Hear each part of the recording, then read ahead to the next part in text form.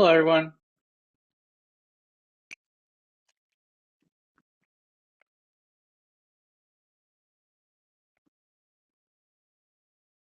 Hello, everyone.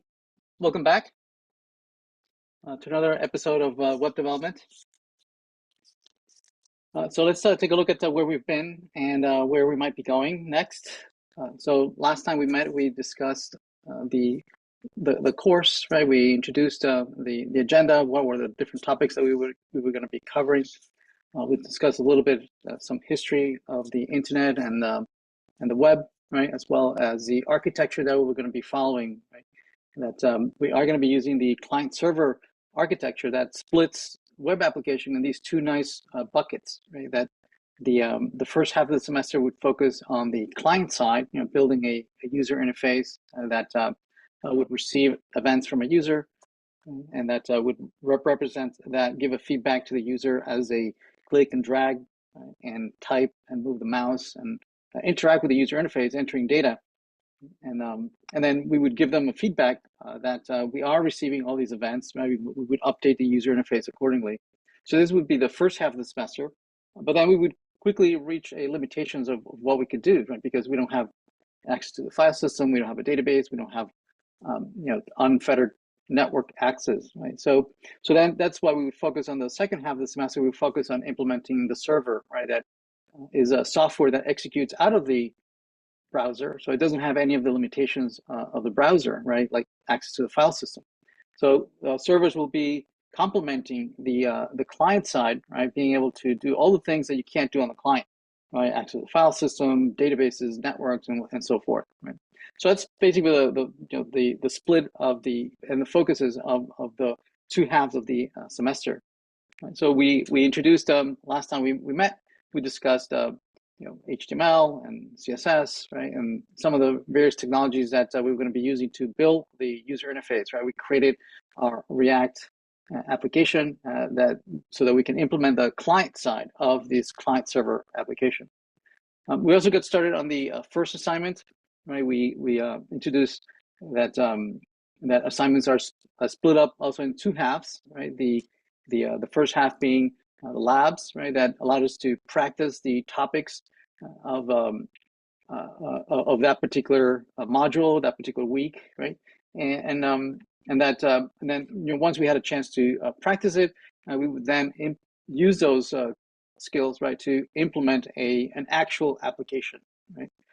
And we discussed that we were going to implement this application, right, the Canvas application that mirrors this online learning management system, right, that students and faculty can use to collaborate, right, where faculty can publish content and students can consume that content, right. We discussed that we were going to be building modules and assignments, right, and peoples, and then on your own, one of the options would be for the final project, right, to implement on your own, right, the quizzes feature. Right? So we got started with the first assignment, and we started working on several of the exercises in the labs, right? We created the React client application, right? And we started going through some of these exercises of introducing HTML and headers and paragraphs, lists, tables, and giving you a sense of what it is to build this user interface, right? I believe we got as far as playing around with some really trivial layouts of headings and lists and tables. And so today we're going to continue. We're going to wrap up a few other exercises. In particular, we would like to take a look at how would we implement navigation, right? So for instance, up to this point, we've been implementing the first lab 1, but we've been putting everything in one single screen, right? In particular, we hinted at the fact that we're going to be working on many other labs, right? Lab 2, Lab 3, Lab 4, right? Also on Canvas. And so we're not going to put everything in a single screen, right? So we need to be able to understand how it's that we would split this up into multiple screens, right? And how we would navigate between one screen and the other. Right? So that will be another topic today. And then on the second half of today's lecture, right, we are going to get started on working on Canvas, the Canvas application, meaning are inspired on an online learning management system that students are very familiar with. Right? They more or less know how to navigate. We'll take a look at getting started with a dashboard, right, that can host any number of courses that you can then navigate to a particular course. And then once you are in that course, you can navigate through modules and assignments and quizzes, right? And we'll tackle it a little bit at a time, right? Each assignment will build on the features that you already built before, right? In this first assignment, we're going to be working on implementing some of the screens in Canvas. And they're not going to look very pretty, right? Because we're only going to be using HTML in today's lecture, right? In this first assignment, only HTML. So it's not going to look very, very appealing, right? And nowhere as pretty and polished and finished as this final product, right? But as we progress throughout the semester, as we introduce CSS, right, in the next assignment, we'll come back to the code that we worked on the previous assignment, right? And then we'll learn how to style it so that it looks more like what the target application is intended to look like. Okay.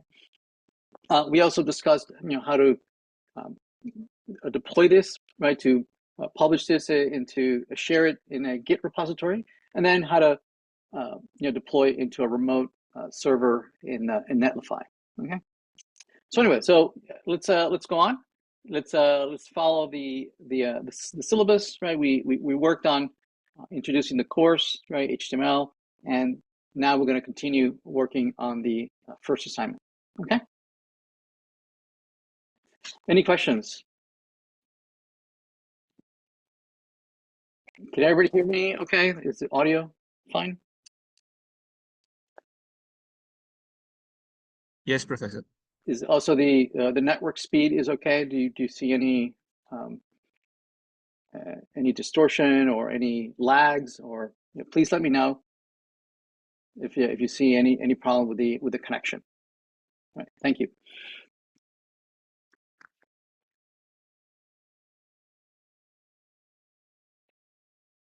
All right, let's talk about the first assignment. Right, so the first assignment is meant to introduce how to create a user interface using HTML. Right.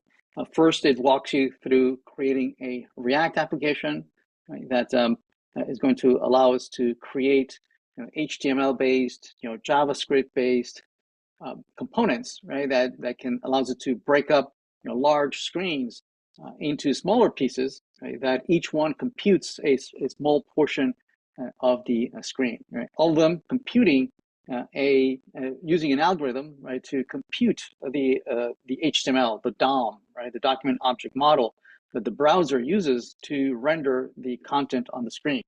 Right? So it walks you through setting up a web server, right, installing React.js, right, and getting started with a React.js application, right, that uses TypeScript as its programming language, right? As we mentioned earlier, right, TypeScript is a better version of JavaScript, right? It's the JavaScript. It is the JavaScript language, but adding the support of strongly typing, right, of declaring things with strings and numbers, data types, booleans, and whatnot. Right? And we did get started already on this assignment, and we worked on a few of the exercises. We got started with the implementing Lab 1, right? And we created several screens that we created several components, right? That to practice some of the really basic HTML skills, right? We worked on really simple things such as headers, right? And we worked on paragraphs, as well as lists and tables, right? And discussed why would you use one or the other. We also discussed tables as the original intent being to share data from research, right? That we might have run several experiments, right? And each experiment might have collected different data points, right? That then researchers might share with their colleagues, in a tabular format.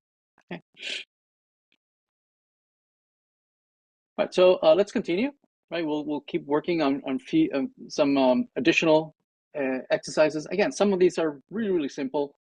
So I imagine some of you might have already completed many of these exercises. Perhaps you're done, and that's great. Right, if you've moved on to Canvas, that's awesome.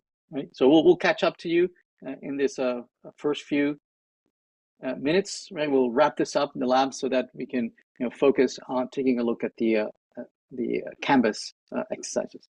Okay. All right, so let's talk about the image tag. So the image tag, as it suggests, right? It's so that you can share some visual images, right, in various formats.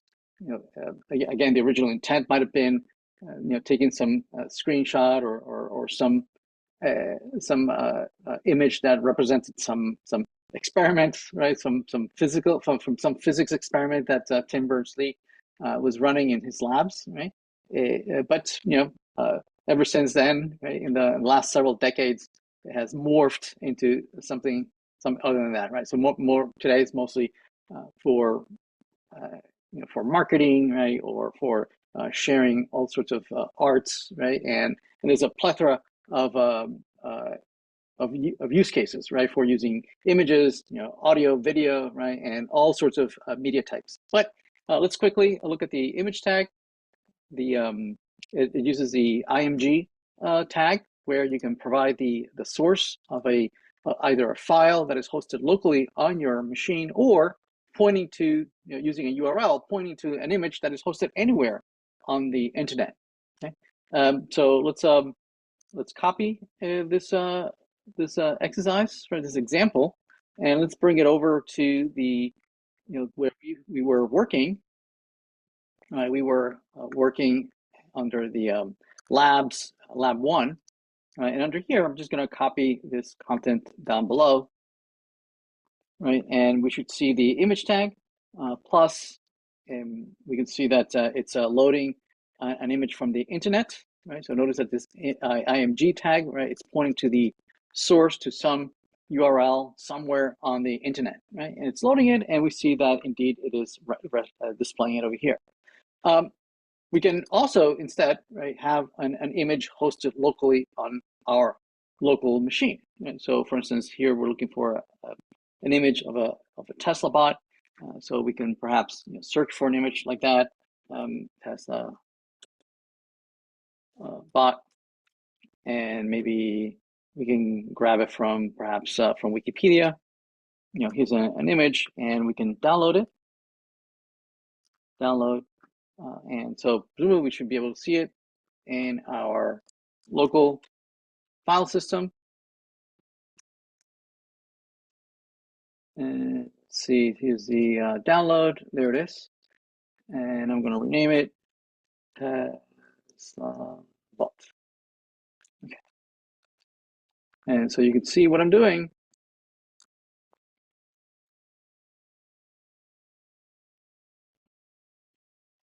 We have here the Tesla bot, right, that I've downloaded from Wikipedia, and I can move it into a source where I am hosting my server, right, which is under NEU 2024 fall, right, and this is our project, right. Here's public, and this public directory is this directory right here, this public directory right here, right. So we're going to create here a folder called images, and then we should see it here. There it is. Here's the folder images. So I'm just going to move my image under there. There it is. And so now we should see it right there. There it is, my Tesla JPEG. See that? So that image is there now, and I am referencing it. I am referencing it from my IMG here. Notice that images, that is the folder that I'm putting it. You could call it whatever you want. I called it images, but just to point out that it is this folder, right, is measured from the public directory. right? Not from within source. So don't put it on the source, put it on the public. And then here's TeslaBot.jpg. So if I refresh, notice that it shows as a broken image, right? Because the image was not there, but now it is. So we should be able to find it. Let's refresh. There it is. Indeed, it found it. Pretty good. So another thing to point out is that the size of this, right? Notice that here we are showing only the height, right? Or I can show the width. Okay, notice that it widened it to be a width of 200 pixels, or the height of 200 pixels. Notice that now the height is 200 pixels. And notice that the image maintains its ratio, right? It doesn't skew the image, right? So what it does is that we're setting only a height or the width, right? And then the other dimension is automatically resizing, right, to maintain the same ratio. But that's not the case if you provide both of them, right? If you provide the heights 200 pixels and the width of 200 pixels, then it will distort the image, right? So that because you've set both of them, right? Now you're forcing the ratio to change other than the original. Here instead we're having now a 1-to-1 ratio, right? That it is both the same width as the same height. And to do that, right, if the image was not originally of that particular size, right, it will distort it, right, to fit that particular image. Or you can make it so that it expands the entire width of the screen, right? So if you say 100%, right, it'll take up the entire width of the screen and will expand the height, right, so that it grows even more. So notice that if I resize the screen, notice that right, it resizes to fit the entire width of the screen, which is not what we want, right? So, but just to show you, I'm going to go just to 200 pixels, and this will be the height. Oops. There we go. Okay, everybody good with images? All right. Let's close that. Okay. Now let's talk about forms. So forms is one of the more important, right, set of tags that we're going to be using throughout the semester, right? It's basically how we're going to ask our users to enter their data, right? If they're creating a new post, right, or entering a review for a movie, right, or they are clicking and dragging and selecting different options from checkboxes or radio buttons, right, or maybe from drop downs. So form, right, allows us to provide a certain widgets where users can enter data. Right? Now these form elements, right? Many of them use the image tag, the input tag. Right? The input tag, there are many different types of input fields, right? And you can provide the type of what you want. You can have a type that by default just allows you to enter just unrestricted text, right? A combination of letters and numbers and whatnot, right? And symbols. Or you can limit it. Instead of just being text, you can be more specific, right? That you want only emails, right? Or you want dates, right? Or you want only numbers and things and certain things like that, right? And each one will be slightly different, the input field, so that it forces you to only, it restricts what it is that you can type in that particular input type that you choose, right? And it's always a good practice to choose a strong type, right? That if you intend the user to, to enter a name, then you should probably just make it, text. But if you ask them to enter an email, then you should use the type email, right? Or if you ask them to type a date, you should ask them. You should put a type a date, right? And this is a good practice, right? Because the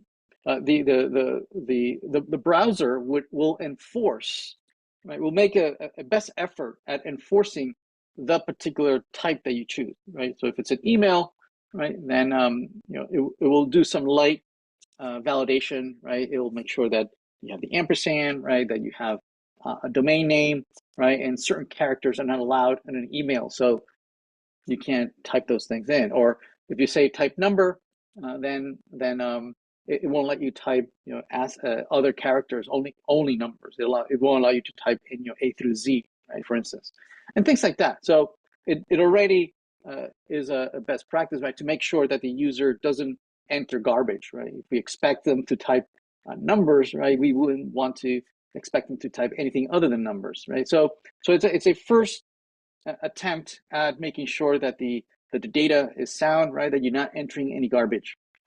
But in addition to that, another reason to use the correct type is that especially on phones or tablets or that are meant to be used with your hands and whatnot, right, or mobiles. The keyboards, right, are virtual keyboards, right? And then these browsers, these applications are smart enough to based on the context, right, they will show the correct keyboard. Right? So if you say that that is an email, right, you're expecting, right, the browser will pop up the email keyboard.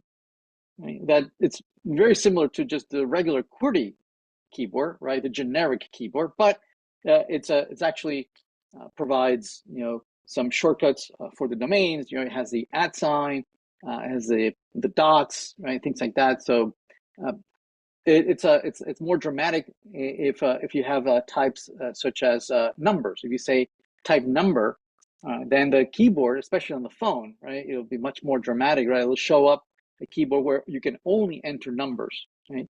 Or if you're asking for a date, right, it will pop up the keyboard where you can select the date. Right? So certainly that improves the user experience by far, right? It makes it so much easier to enter the data, right? And avoids users making a mistake. Certainly, it would be inappropriate that if you're asking for a date, right, or if you're asking for a number, you would just pop up the QWERTY keyboard, right? That and you're forcing me to peck at the small numerals, right, at the top of the QWERTY keyboard, and most of the area of the QWERTY keyboard is useless, right? And you're showing me characters that are not valid, right? And so you're so not only are you making it harder for me to enter the numbers, but you're making it easier for me to make a mistake, right, and enter a character that is not valid, right? So make an effort to always make sure to use the correct type for these input types. Okay. Other things here you'll find is a placeholder are meant to give the user a hint, right, that these are very subtle grayed out pieces of text that show up in the background of the input field, right, to give you an idea of what it is that we're asking you to type, right? This is when there is no data on the field, right, and you're going to start typing. We might give you an example. So we say, give me the username, right? Then we might show as a placeholder a fake username, and John Doe or something, right? If we're asking for an email, we might show an example of an email. Title is also makes it allows us to give additional examples or explanations or of what we're expecting the user to type. And this is in the form of a tooltip, right? So that if you hover, over the if you hover over the input field, right, it shows a explanatory text, right, as part of the title. And then value would be a default value, right, that a pre-filled in input field, right, either that we might give it we might give you an appropriate default value or initial value, or this might be value that we might have read from the database, right? The database might have some pre-filled in value to, because maybe you're perusing through some data set, and this would be read in from the database, right? And then we pre-populated, right, so that we could see the current value of this input field. Okay. So yeah, the let's take an example of a few elements of that illustrate how to use these fields. Okay. these form elements.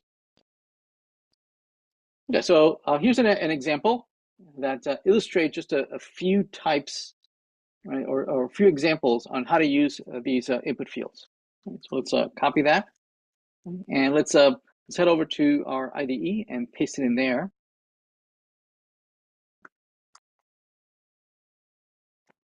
So we see form elements there, and we can see the code here. Let's go over the code, right? So here's the header, right, of the form elements. So that's that, right? That's that. Then we have a form element that is grouping together all the fields, inside of the form tag. Now, in prior to JavaScript or React.js applications or single page applications like the ones we're building here, form was very relevant, especially when the main mechanism by which we would render content was the server, right? Then yes, the form element was very, very important. Today is less important now that we are implementing our user interfaces. Most of the logic, right? Most of those algorithms are implemented in the browser, right? It used to be that even user interface front end stuff was that code ran on the server, right? And this happened in the first in the at the beginning of the late 90s, in the beginning of the 2000s, right? This was pretty much the way you would build web applications, right? And so the form tag was responsible for gathering all the information of all the input fields, right? And when you submitted the form, right, all that data was sent over to the server. And then the server would process the data, right? It would run some algorithms in the server, maybe insert in the database, update certain things, right? And then it would compute the resulting user interface back to the client. Now today we don't do that, right? Instead, a lot of the algorithms we run it here on the client, right? Usually, before we still rely on the server for interacting with the database and running complex algorithms, but a lot of the validation, making sure that the certain fields have correct values, and also giving some feedback to the user that certain things are missing or misspelled or whatnot, right? So a lot of those algorithms, right, are actually running on the front end now, right, using JavaScript or TypeScript, right? So we no longer rely much on the server to do validation. Usually we do a lot of the validation up front, right, in the user interface. And once we're okay and we are fine with the data that we have, then we decide to send it over to a server. So we no longer rely on the form element to send to the server. Instead, we're going to rely with our own more advanced techniques, right, of deciding when to send things to the server, right? But nevertheless, it's a good practice, right, to just use a form, to collect all the fields inside of the form, but no longer rely on its basic mechanism of actually submitting this to the server. Okay. All right. So let's see. We have the field here. We have a label. This is a label username. Okay, let me make it a little smaller. And then we actually have the input field, this input field right here, John Doe, right? And then we have a break. Right? So notice that this label, right, and this input field render on the screen side by side. See that? It renders side by side, right? The username on the left, right, and the input field on the right. And that is because all these fields, all these tags, they render by the default mechanism of rendering is inline. They render inline, meaning they flow from left to right, from top to bottom, as part of the text, right? So we have just like text flows, from left to right. You read it from left to right, right? At least on this side of the planet, right? In this culture, you read it from left to right. And so same thing with labels. Labels and the input fields also render inline from left to right. So notice that here if we remove the break, notice that the password would no longer start in the new line, right? So if we remove all these breaks over here, right, notice that everything now is flowing from left to right. Okay, see that? And we no longer have a separation of these fields. Okay, but which doesn't look very nice, right? So what we're doing is that we're forcing these to wrap, right, by adding these additional tags of break or BR. Okay, so notice that there they are. See that now there's a break, and we're forcing a break in there. Make sense? Okay. So yeah, so here we have the label, we have the input field. And notice that that we have a placeholder here. See that? The placeholder. And there's JDO, John Doe. See that placeholder? Notice it's slightly grayed out. So kind of giving us an idea of what it is that we're expecting them to type. Right? So that you would type an actual username, right? Maybe Alice, right? Or whatever, right? Jane. Okay. And notice that it goes away. The grayed out text goes away when you start typing, but then as when you remove all of them, then the grayed out text comes back. Right. So it's a way of giving an example of what it is for them to actually type. Okay.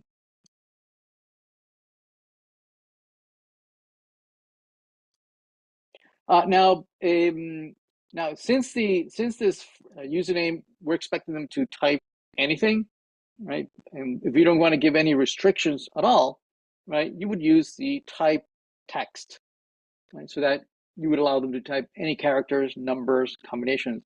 Now, notice that here we're not showing the type text. See that? And we're doing that on purpose, right? Because that is actually the default type of the input field. Right? So here we can type, letters, we can type numbers, right? And that is the same as if we use the default type of text, like that, right? So it's just the same, right? That we are not restricting what you can type. Pretty good. And also another thing here is that notice that obviously when I click on the input field, we get a focus, right? A cursor on the input field, so we can start typing. But notice that that is also true if I click on the label. Notice that if I click on the label, also the input field receives focus. Okay, and well, that is not for free. That is not for free. The reason that behavior behaves that way, right, is because we have given the input field, we have given it a unique identifier over here, right? And I called it, WD for web dev, and then text fields username. That's the name I gave it. And you'll notice that this ID is the same value as this HTML4. See this HTML4? Notice that the value of the HTML4 is the same as the value of the ID. See that? So what this does is that it creates a relationship between these two fields, these two elements. It says that this label is for that input field. Right? And what that buys you is the behavior of clicking on the label also adds the makes the input field get focused. Notice that if the IDs and the and the labels had different values, if I save that, notice that this would not behave the same way. Notice if I click on username here, see now I'm clicking on it, and we're not getting the focus on that, right? Now, for an input field and for a large piece of screen, right, it might not matter whether you implement this behavior or not, right? It's not a big deal whether you do it or not, but in general, it's a good practice, right? Especially if you are implementing screens, for smaller screens like phones, right? where the the text and the input field are already being displayed in a very small, limited, rectangular area, right? And you don't have, the mouse to be precise of, where it's selected. Instead, you're relying on your finger, right? And so, and certainly, usually the input fields are large enough. Typically, they expand the whole width of the phone screen, right, to make it a large clickable rectangular area, right? So usually it's easy to just tap and click on the input field, right? But again, because it's a small screen, right, the larger area, clickable area you can provide to the end user, the better, right? The better experience you can give the end user. So in general, it's a good practice to make the label also clickable, right? So that when you click on it, it selects the input field, right? Again, for an input field, it's not a big deal. But then later on, as we'll see, when we talk about smaller widgets such as the radio buttons, checkboxes, and things like that, those become really small, on a screen, and so it might make it so much harder to tap, right, and select those radio buttons and those checkboxes, right? So in that case, certainly adding this label and the HTML4 and the ID, right, that makes a big difference, right, and improves the usability of the user interface. So certainly, make an effort to always use the IDs and the HTML4s and whatnot. Okay. All right. All right. So let's look at another one. Type here's password. Right. We notice the password when I click on the label. Right. It selects the field, and it's because again the ID has the same value as the HTML4. Right. And also I've made the type equal password, right? And that adds the behavior that whatever value is in there, I can't read it. There's no way for me to read it because type password will obfuscate the content, right? So that folks that might be looking over my shoulder, they can't see the password as I type. Okay? So notice that also here we have a default value, right, of 1, 2, 3, and I can't see it. I can't see it because it is of type password. Okay. We also have first name. That one is also type text, right, by default. Right, I don't have to explicitly say that, right? And so I should be able to type whatever combination of characters and whatnot. Yes. Then here we have last name. Yeah, last name, and in here notice that we also have title, right? We have a placeholder, which is we already know what that is. Right? But we also have a title. That means that if I hover over it, notice that it pops up a small little rectangle down below, right, with some explanation of what it is that for us to expecting us to type in there, right? And you can be as verbose as you want. You can write a whole paragraph under here, right? Very long explanation, so that as you hover, you might have a small little bubble, right, explaining what it is that we were expecting you to type. Okay. All right. All right. So let's take a look at the other elements. So let's use an example of text boxes. Right? And notice that we're gonna paste all these inside of the form. Right. So here's my text box. With the value of maybe some biography, right, some long form paragraph that you might want to type in there. And notice that you can give it the size, right? First of all, it uses the text area tag, right? And you can have two ways to provide the default value of text area. You can either put the content, in between the opening tag and the closing tag like that, right? So in the body, so here's an example of an input field that doesn't use the input tag, right? Instead it uses the text area tag. Right? And so this, again, is for long form content that you can either provide in the body of the tag, right? So between the opening and closing tag, or you can provide a value equal, and then this would be a whole string. Yes. Also, you can provide the size, a default size, of how many rows you want, how many columns you want, and so you can make it a little bigger. So make it maybe 15, so a little bit taller. Save. Notice that now it's taller. Also, so that's the default size, but by default, also these are resizable. Notice you get a little thumb at the top bottom right, where you can resize it, but it's not fixed, right? So if you make that size like that, then you refresh, right? It just reverts to whatever the default columns and rows that you typed in here. Okay. All right. So let's take a look at buttons, radio buttons, and checkboxes. Right. So these are useful for users that we want them to be able to enter data, and cause some action to run, to execute, right?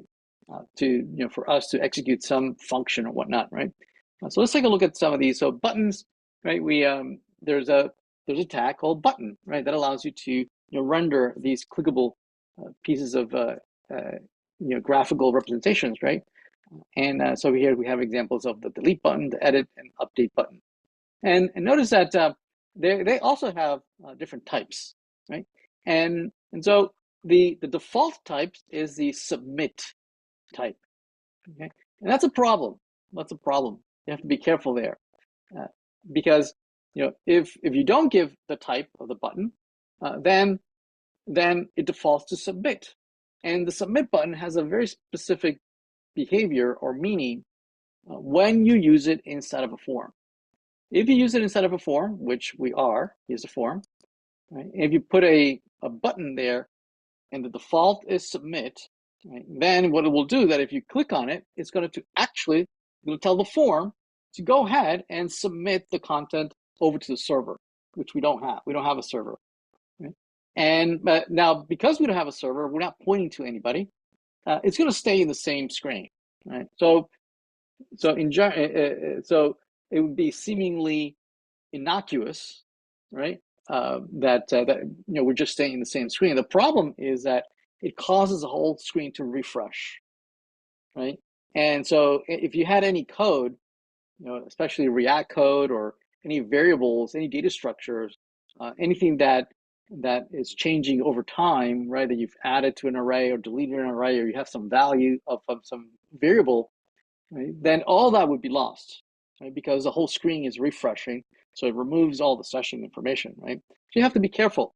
Right? Always get, one or two students who inadvertently use this button, right, of submit, type submit inside of a form. So one way to fix it is just don't use the form. We don't really need it. Or the other way to fix it is that you explicitly say that this button is not the default type submit, but instead is of type button. Either way, right? Don't use the form tag, or if you do, the buttons, make them type button, not submit. Okay. All right. All right. So let's take a look at a simple example of a button. Right. So if I select it here and I copy it in there instead of a form, there it is. So here's a button. And there it is, right? And I've said that the button has an on click. The on click is an attribute that we'll see a little later that allows us to configure what should happen when users click on this button. Right now, we're just going to do something silly. We're just going to pop up a small little alert box saying, life is good. Right? And notice that we've said that the type equal button. Right? So we've made sure that this is not a submit button. And so we click on it, and there it is. Life is good. Right? Now, if I don't have the type button, right, I do hello like that, right, and say okay. Notice that the whole thing refreshes, right? It goes back to the top, as if I would have typed, Command R. The whole thing refreshes, and it scrolls all the way to the top. Right? We don't want that. Right? So make sure that you either make the type equal button, or if we're not going to use the type equal button, you can just comment out the form. Comment out the form without, since we're not going to be using forms anyway. Now, this button is of type submit, so it doesn't matter because there is no form. So nothing will be submitted. If I click on it, right, notice that it does not refresh, it stays put. Okay? Either way, right, works. There's also the file upload. I'll let you do that. Let's look at radio buttons. So radio buttons are meant for entering data that is mutually exclusive, right? That we want to show the user multiple options, right? And we're expecting to select only one of those options, right? That if you select more than one, right, then they know about each other, right? They are in the same group, right? And so they know that if you select one, it will tell all the other ones, hey, you should unselect because I am now the currently selected option. Right? So let me illustrate. Let's take this and let's add it here. The radio buttons, there they are. And so a few things. So first of all, as we mentioned earlier, it's a good practice to give labels, to associate labels to the corresponding input fields, right? And here we're doing it by giving the ID to the radio button, right? Has the same value as the 4, HTML4 here. See that? That means that if I click on the comedy label, it selects the radio button. That's a good practice. Right? You should always do that. We want that behavior, but if this ID would be something else, say I change it, say they're not the same, then now, right, the comedy label is not associated to the radio button. So if I click on the comedy, nothing happens, right? It doesn't select the radio button. Now I can still click on the radio button; it would still work, okay? And it's fine on a large screen like this where I have a mouse, right? And I can very deliberately and very accurately move my mouse pointer to click on it. But on a smaller screen like a phone, right, that you have these small little round little widgets, okay, that makes it much harder to select with my thumb, right, or my index finger. You're just making it harder on me to interact with your user interface, right? And I might not have the same positive experience, right, with the user interface. So always make sure that you associate the labels with an ID. Okay. Okay. So the other behavior that we see here is that as I select all the other radio buttons, that these are unselecting all the other ones. So somehow all these are mutually exclusive, right? That they know about each other, and so they know to unselect all the other ones. Right? So let me illustrate by adding on yet another one. So we have comedy, drama, science fiction, fantasy. Let's say I add horror, right? So let's add horror. And so so let me add a radio button there, right? And this will be horror. Right, let me not have the ID just to show you something, and this will be for just a radio button. There's my little radio button, right? Let me add a BR like that. Okay, there's my little radio button, and let's have a label that says horror. There it is. Yes. So graphically, it looks just like any other one of these options. Yes. Notice that if I click on comedy, right, or click on drama, right, it unselects all the other ones. It unselects. But notice that if I click on horror, it does not unselect the other one. See that? Somehow, this new radio button doesn't know that it belongs to that group of radio buttons, right? And the reason is that we never told it that it's part of a group. Right? We don't even know how a group would be formed. And the way groups are formed is by giving the elements the same name. Right? Notice that the comedy, the drama, the science fiction, they all have the same name, radio, genre. See that? So we can take this name, right, and associate it, right, with that input field, that new input field. Now they know about each other, and they will unselect all the ones that are in the same group. Make sense? Okay. The other thing that we're missing here is to, all the other ones, right? I click on the label and this one doesn't work, right? All the other ones, if I click on the labels, it selects the related radio button, but not the horror, not the horror. The horror, the horror, I still have to click on the radio button. So that's not a good experience, right? So how do we do that? Well, we know how to do it this way, right? We could, again, give it an ID, a unique identifier, and then a corresponding HTML4. We could do that. We know that that will work, okay? But there is an alternative that works just as well, okay? And the other way to do the same thing is to wrap the whole thing, right, in a label like that. Okay. Now the text and the input field are related to one another, right? So that if I click on the label, notice that it selects the radio button. Make sense? Right. Now, one might say, well, this is less verbose, right? There's less things to type.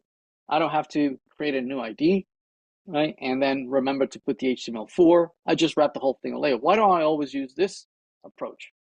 Well, the reason that you would not always use this approach is that sometimes these two things are not next to each other, right? That the radio button is, in this case, right next to the label, right? And they have to be physically next to each other because I need to be able to wrap them with the common label. Yes? Sometimes they are in different places. Maybe the text is over here, right? And the check radio button is here. Right? They don't have to be geographically co-located. Right? So for instance, I might move the sci-fi here, right? I might want to remove it from here and put it way up here or something. So here's my little radio button here. Here's my sci-fi, but I still want them to be connected, and they are, right? If I click on the science fiction, notice that it selects this over here. See that? Right, it works just the same, even though they're not next to each other physically. Right, they live somewhere else, but the way they know about each other is because of the ID and the HTML4. Make sense?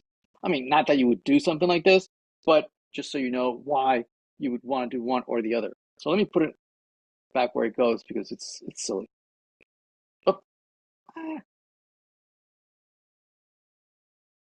There it is. Okay.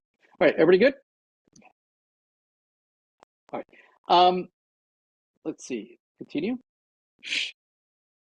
All right. So how about checkboxes? So checkboxes, right?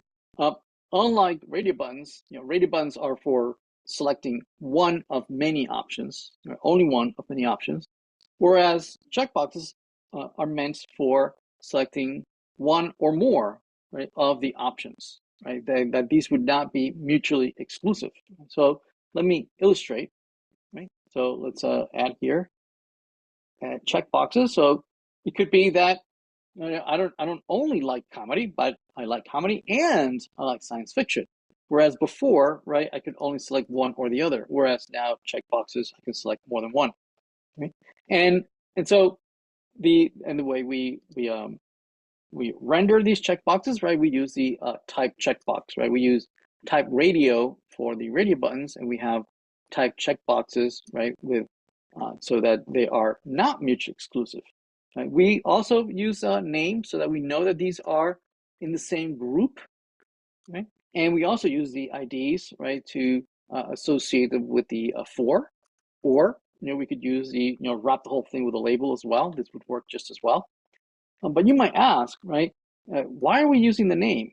Because the name was useful before, to associate them so that they would know the same group, because that caused these to be mutually exclusive, right? I mean, that was the point of making the same name. Whereas these are not mutually exclusive, right? They could both exist at the same time. You can have many of these, right? What is the point of putting them in a group, you might say? Well, the reason is that here, right, in radio buttons, when we're going to use JavaScript later on, we are going to want to query the user interface saying, hey, which radio button in the group radio genre, right? In the group of radio genre, which one is it selected? Which one is selected? Is it comedy, drama, science? And so the JavaScript is going to come back with, oh, just one of them are selected, right? The radio genre, it's science fiction is the one who's selected. So it would be something like radio genre is equal to science fiction, just that one. Whereas here with the checkboxes, right? If we do the same query with these group of checkboxes, we might ask, hey, which genre are selected, right? But to the check using check genre, right, as the name. And so the UI, the JavaScript would come back and say, well, not just one, right? It would, instead of giving me one value, instead it would give me an array or comma separated data structure, right? That would come back as, oh, comedy and fantasy are the favorite genre. So it would give me both of them, right? Because it knows that this is not mutually exclusive and you can have multiple values. Make sense? All right. So dropdowns is an alternative way of also being able to provide options from where you can choose one or many options, right? And it's a much more compact way of providing multiple options from where you want to select one, right? So instead of, for instance, using radio buttons, right, where you would have to display in the user interface all the options, right, from where you can select, right? This instead, you also have multiple options, but you do not display them until you interact with the graphical widget, right? So for instance, here we might have multiple options, faculty, students, admin, right? But we don't show them. Right? Instead, we just show a small little widget that is meant to be clicked. Right? And then once it's clicked, right, it displays the different options from where you can choose. Once you choose, right, all the options disappear. So, it's a more compact representation, right, of being able to select one of many options. So it's kind of like the same like radio buttons, but it's a much more compact way of radio buttons. Yes, and many times you want to choose this over the radio buttons. So for instance, if you have many options, so if you have a few options, then radio buttons are absolutely preferable. But if you have tons of options, then maybe it's not it doesn't scale very well. So for instance, if you ask which country, you're not going to show 250 options, 250 radio buttons, right? It would be very unwieldy. Instead, you would have a drop down like this. Okay. So let's illustrate this. Let's copy this and let's bring it over to the user interface here. So there it is. So here's a much more compact version, right, of the radio buttons. So in the radio buttons, right, we are explicitly showing all the options right away all the time, whereas this selects the one option only when we click on it. Right? So definitely it's much better. And the way we implement it is using a different element other than the input field. Instead, we use select. So select, right, it's a wrapper element tag, right, that has an opening and closing tag, and then inside in the body of the select tag, right, we have multiple option tags, right, that display the various options that are available from where you can choose one. Okay. Now notice that the comedy, drama, right, science fiction and whatnot, right, this configures what the user actually sees on the screen. See that? Right? And so this content here in the body of the option is meant for human consumption, right? It's the same thing as the label. These labels, right, are for humans to take a look at, right, and see it on the screen. It's what we display here on the screen, so you can see and interpret what is it that you want to select, right? So same thing here in the body, right? Now, the actual value that you would query in JavaScript, right? And you say, okay, well, what is the value of this select element? Right? The value is taken from the value attribute, right? And so for instance, here the actual value of this particular element is comedy in all caps, right? Or drama in all caps, or sci-fi in all caps, abbreviated. Okay, and so it's always a good practice, right, to provide the actual value that this particular option might actually have, right? That it would then be used in the algorithm as a token, or read in from some database of options, right? That we would fill in here, right? So these tokens would have some special meaning, right? From some data structure that means something in some algorithm, that in some switch case statement or something, right? So yeah, that's it's always a good practice to provide the value. Whereas in the text, you could be as verbose as you want. Comedy, makes you laugh or something, right? So this text, right, can be as verbose as you want, right, to give the user some idea of that particular option. But it's not the actual value that you would use in the algorithm. Okay. So select allows you to select one of several options, or you have a select many version, right, that allows you, just like checkboxes, the select many allows you to select many genres from which you could select several, right? So instead of displaying it as a drop down where you only see the options when you click on them, the select, if you provide this multiple attribute, right, what it does is that it selects all the options, all of them, right? From where you can then now choose more than one, right? This one only allows you to select only one, but this one now has multiple. You can select multiple, so it selects all of them all at once. So it's not like they show only when you click on them; they're always showing, just like the checkbox, right? Now, so in essence, it's basically a different way of displaying checkboxes, right? Uh, but you interact with them slightly different. Whereas checkboxes, right, they show this little check and this box, right, and you display the label next to it. Here, right, you interact with them from a list, and you can either choose one and it highlights the one that is selected, or to select several, you can use the command, right, or I think control on Windows, right, to select several options, right, that are not necessarily contiguous, right? You can select the first one, the last one, the one in the middle, using the control or the command on Mac, right? You can also use the shift, right, to select a range. So for instance, comedy, shift, and then click on science fiction. It selects the entire range, right? Something that you can't do with checkboxes, right? You would have to, explicitly go in and select all of them, right? And so again, it's a different way of providing different ways that the user can select data from multiple options. Okay. Right, so there are many other types of fields for entering data, right? So let's just look at a few that are useful. We have range and numbers.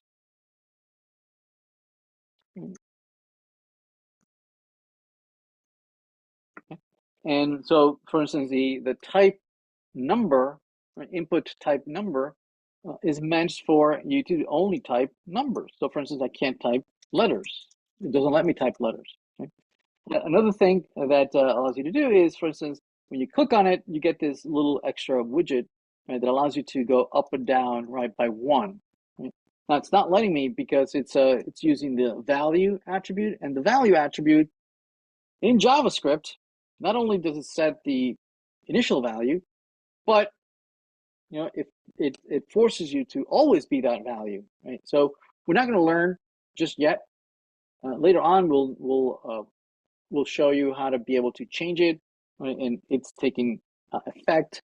For now, if you still want to be able to modify it, you can use another attribute, default value. That one not only gives it the value, but it also allows you to change it. So it goes up and down. Okay. Still thing is also you have a placeholder, right? So that if you remove, it gives you an example of what we're expecting you to type.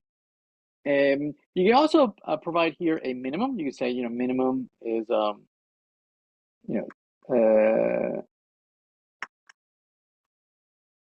default value says 10,000, say.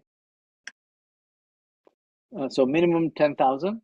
So if you have right, so if you have, say, that this is a valid value because it is bigger than 10,000, but say so refresh, let's give it a default value of say 10,001, let's say, right? Save. Okay, so notice the value is 10,001, so I can go up just fine. But notice if I try to go below 10,000, it doesn't let me. You know, because it's validating against the minimum. And same thing with the maximum. I can say maximum, just to keep it simple. So 10,000 and say 5, right? So notice that it also, right, resizes it so that it only takes up as much space as the allowed values, right? So if I go here, so I can't go below 10,000, but if I go up, it doesn't allow me to go above 10,005, right? So you can provide a minimum and maximum. You can also provide a step, right? So that you can force things to go up by 5, right? By 10, by 100. So that when you go up and down, right, it automatically switches over, adds 10 or 20 or 100, whatever step that you provide here. Right?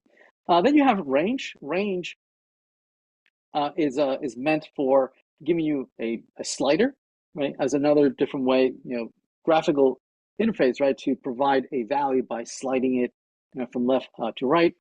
And also you have a default value here, so that we can see that you can move it, left and right. Right now we don't know how to display the content, right? We would need JavaScript for that. We don't have that just yet.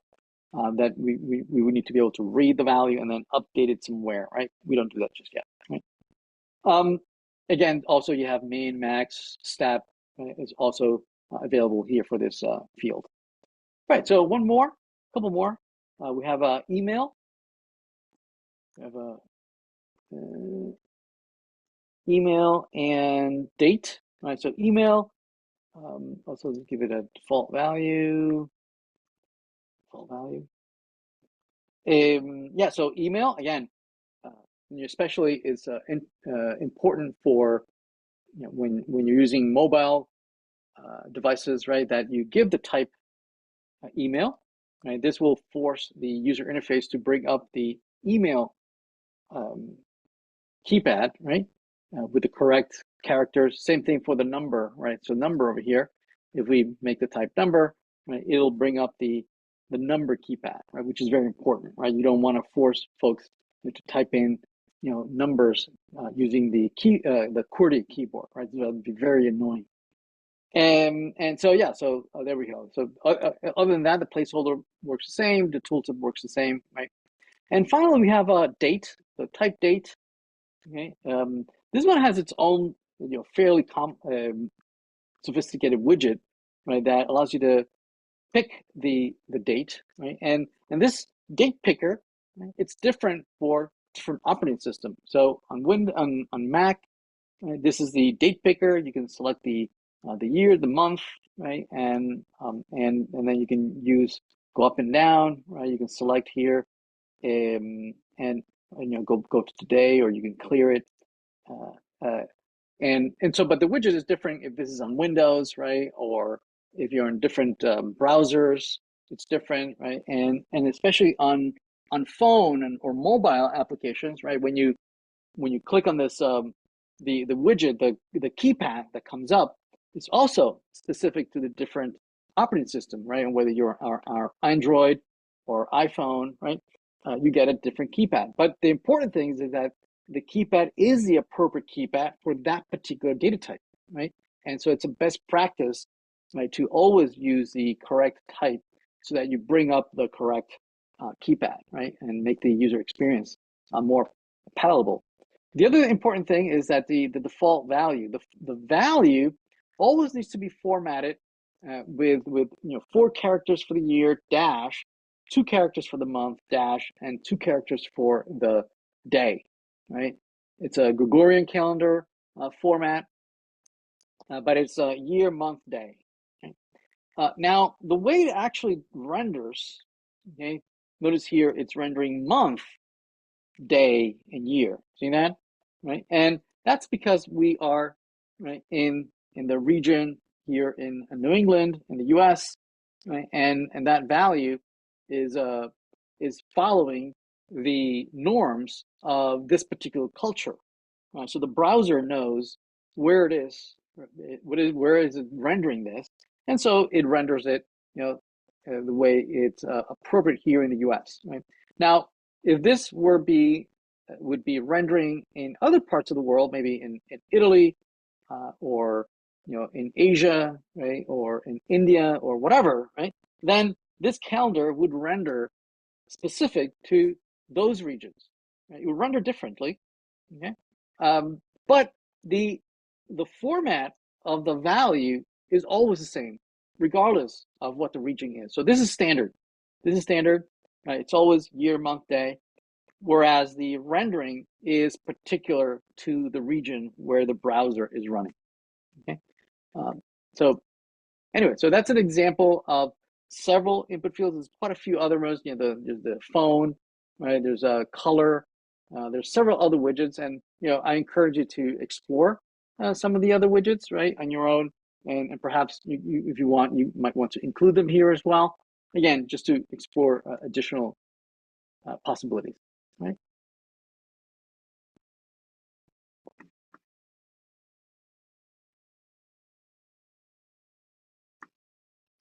Okay, so let's talk about React navigation.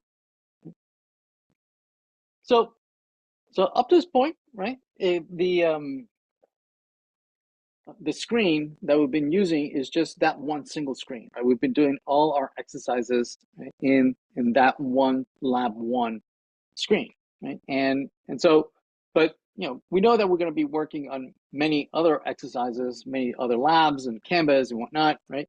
And so we don't want to just display in one single screen. Typically, applications have multiple screens that are dedicated to different roles, different tasks, right? That where you can focus on that particular task, right? And has a user interface dedicated for that task, right? So let's learn how is it that we would do that, right? Of how to display multiple screens and navigate from one to the other. Now, for doing this, right? React by itself, right, doesn't have any features. I mean, you can implement code that does navigation, but instead of doing it from scratch, right, we're going to install a library to do this. Right. Right. So what we're going to do is that we're going to stop the this from running for a second. Right. We're going to do npm install React router. Okay, so that's going to install, and we're going to install a second one, React router DOM. Right. So that was installed. Now I'm going to install npm install React router DOM. So that's going to install. And so what we're going to do is that, okay, it's done. What we're going to do, and let's start this again. Basically, what we're going to do is as follows, right? Notice that here we're showing the labs, and inside of the labs, we're showing lab 1, then we're showing lab 2, and also lab 3, yes? So basically, what we want to do is the following, right? In the code, right, if we go to the labs, here are the labs, so app, labs, right? So here we only have lab 1, but we have a placeholder for lab 2 and we have a place for lab 3. So if we are in the lab 1 screen, well, we would only want to see lab 1. We would not want to see lab 2 or lab 3. We would want lab 2 and lab 3 to go away. Right? We would only want to see lab 1. Yes. And if we would be in the screen for lab 2, we would want lab 1 and lab 3 to disappear. We would only want to see lab 2, like that. See that? And if we are in the lab 3 screen, that means that the other 2 would go away and we would only see lab 3. Make sense? So basically, what we're going to do is that right now we have all 3, right? What we're going to do is we want kind of like a switch case statement, right? That has some logic that says, okay, what do you want to see? You want to see lab 1, 2, or 3? And based on that, is going to only show one of these 3, but hide the other ones. So we're going to wrap these lab 1, lab 2, lab 3 in kind of like a switch case statement and say, hey, only show this only one of these three if certain conditions apply, right? Okay. Right. And so what are those conditions? Well, the conditions might be that the the way navigation works, right, is that right, you typically you type some URL, and that URL, right, tells me what I should see. Notice that this URL is slightly different from this URL. And what's the difference? They all start with docs, google.com, presentation, D something something, and then some, I don't know, some unique identifier. Right? So this starts the same. Docs, google.com, presentation, D something something, some other ID. Right? So we want to be tied to the fact that this URL, okay, tells me what I should see on the screen. One screen or another screen, or this screen or this other screen, right? So as the URL changes, we would like to be able to see one thing or another. So that's what we want to do here. We want to tie the logic of whether we see lab 1 or 2 or 3. We want to tie it to something in the URL. Right now, the URL is being ignored. What I like to be able to see is something like, if I have labs and then I would have maybe lab 1, then I would see only lab 1, right? But if this is lab 2, then I would only see lab 2, right? And this is lab 3, then I would only see lab 3. And that's what we're going to do, right? We're going to use the library that we just installed, right? React Router, React Router DOM. We're going to use those libraries to take a look at that URL, and based on that URL, we're going to decide to show one thing or another. Make sense? All right, let's do that. Okay. All right. So it all starts at the root.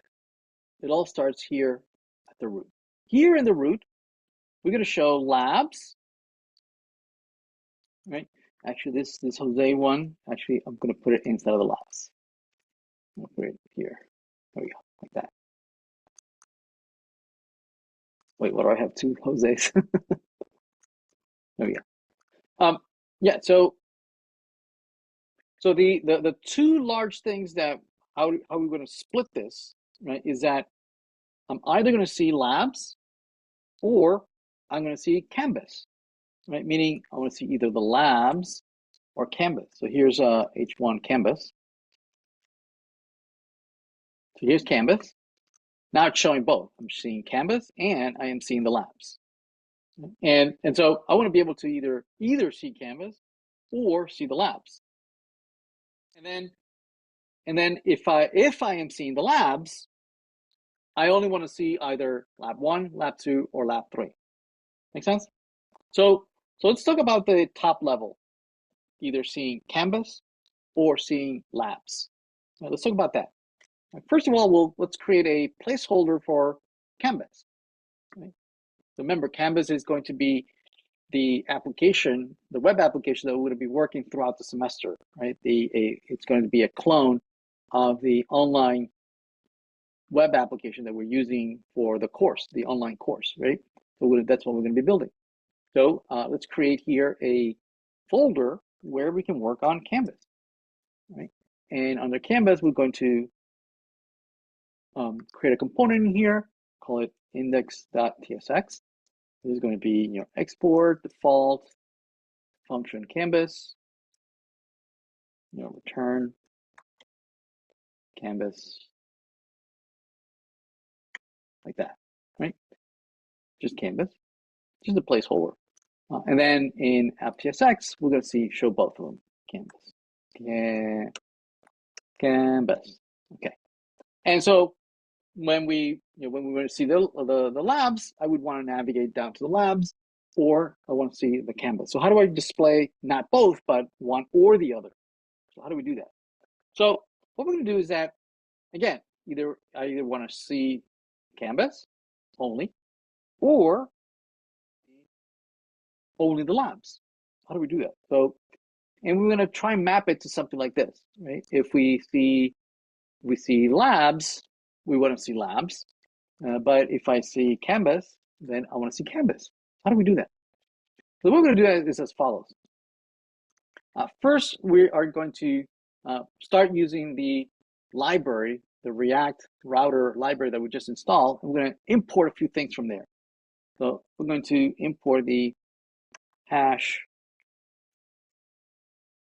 router. There it is, hash router. And we're going to wrap this whole thing with hash router like that. Okay. So what this is going to tell, this is telling the React application, right, that start looking at the URL, looking for a hash. Okay. Right. Start looking for a hash sign in there, right, and start parsing stuff that is after the hash, basically, right? That's what it is, right? Now the hash, right, has a historical meaning, right? Let me show you, right? So if I go to Wikipedia, right, and I say I go to TeslaBot Optimus. Notice there's a table of content here. See that?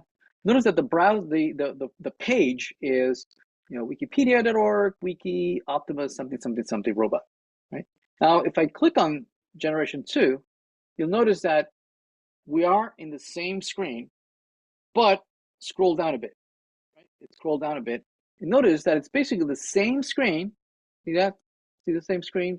Something Optimus. But notice there's a hash afterwards. See that? And then some text. If I click on specifications, notice that it's the same specifications, initial.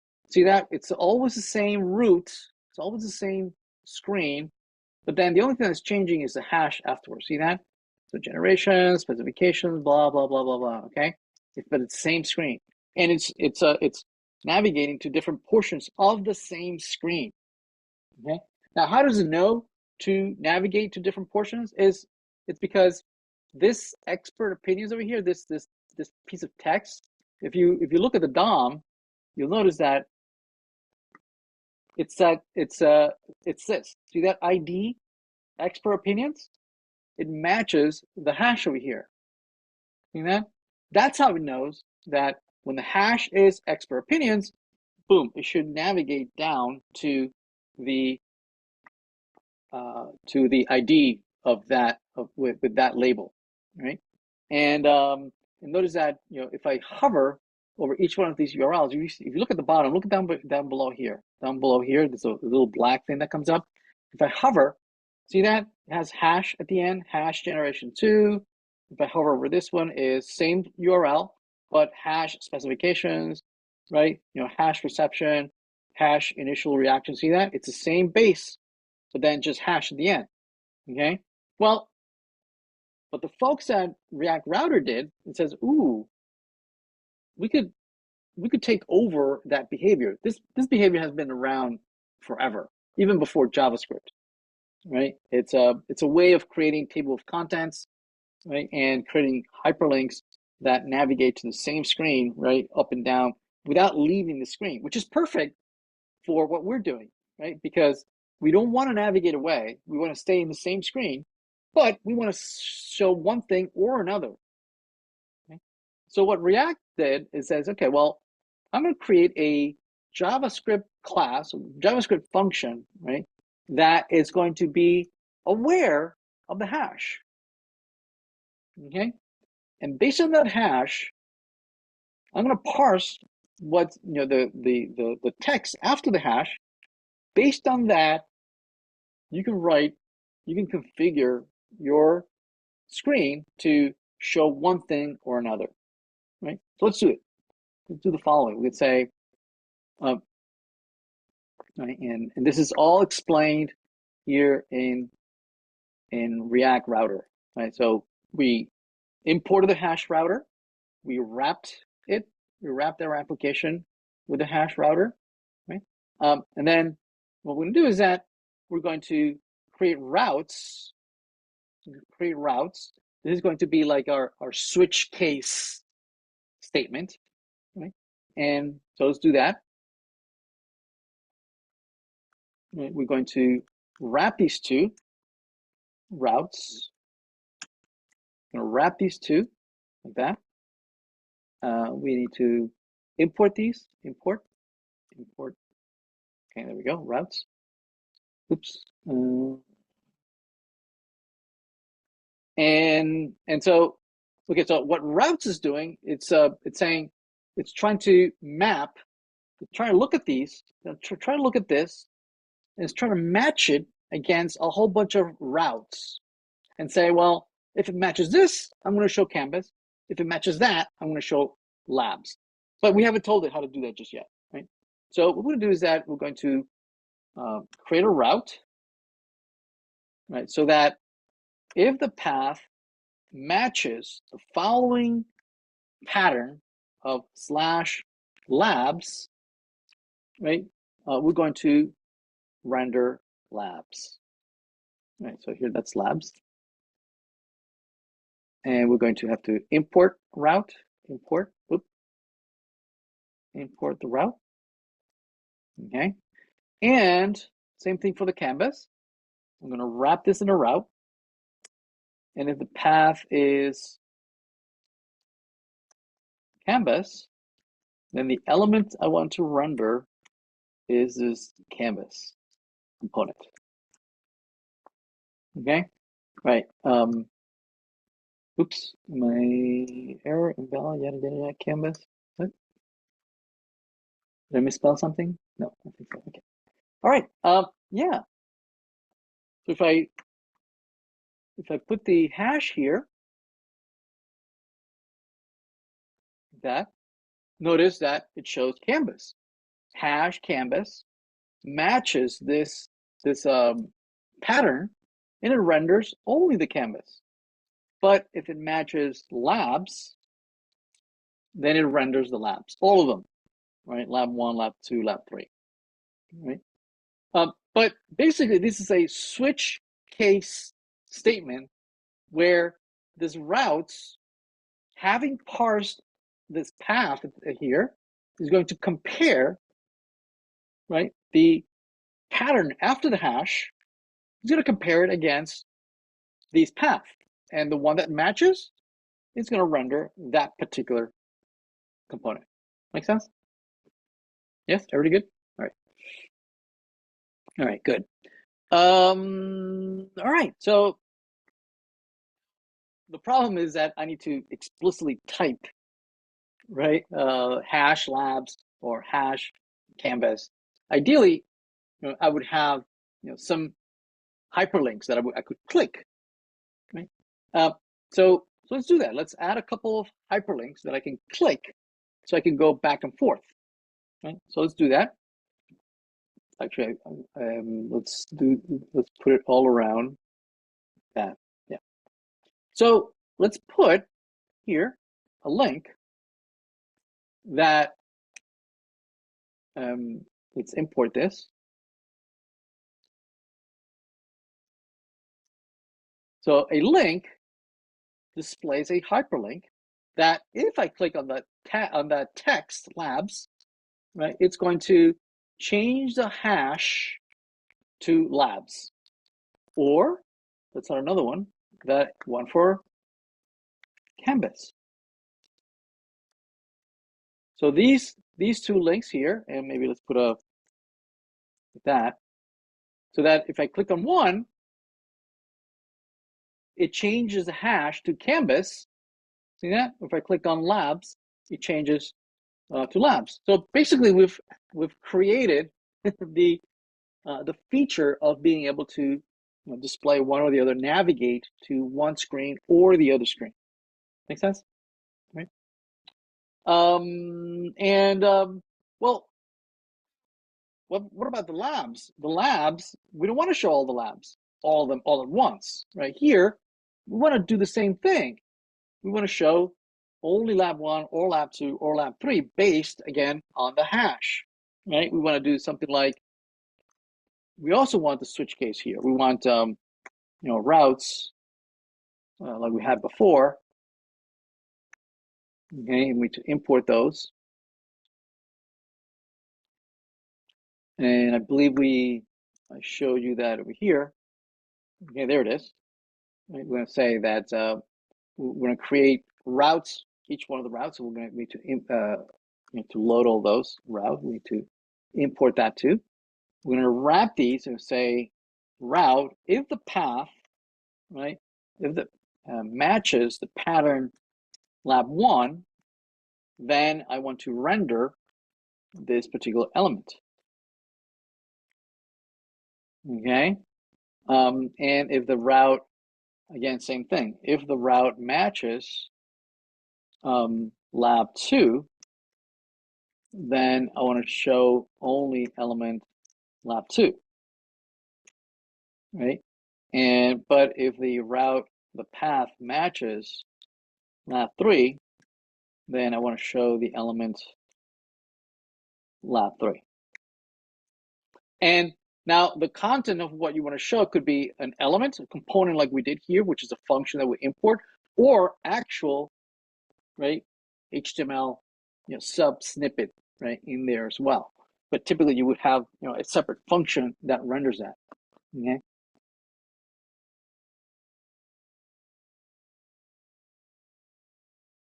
So yeah, so we're going to expand the same feature that we use the hash router, right? We're going to be using it here as well. Now, for the hash router, you only have to declare it at the top, only once, right? This it's an overarching behavior of parsing the URL, which is then shared with all the routes and right, that the components that are then nested inside, right? So you have this outer hash router, right, that does the parsing of the URL, right, for anybody who is nested inside of the hash router. So you don't have to repeat hash router every time you go in, right? You do have to repeat routes though. Routes is the switch case that is responsible for reading whatever the hash router read from the URL and then pattern matching it against this. Right? Now, labs is pattern matching lab1, lab2, lab3, but what we want to do is do labs like that, renders the labs, but notice what's being rendered here. Now, before it was rendering all the labs, lab1, lab2, lab3. Now it's only rendering what was A1 and labs. That's it.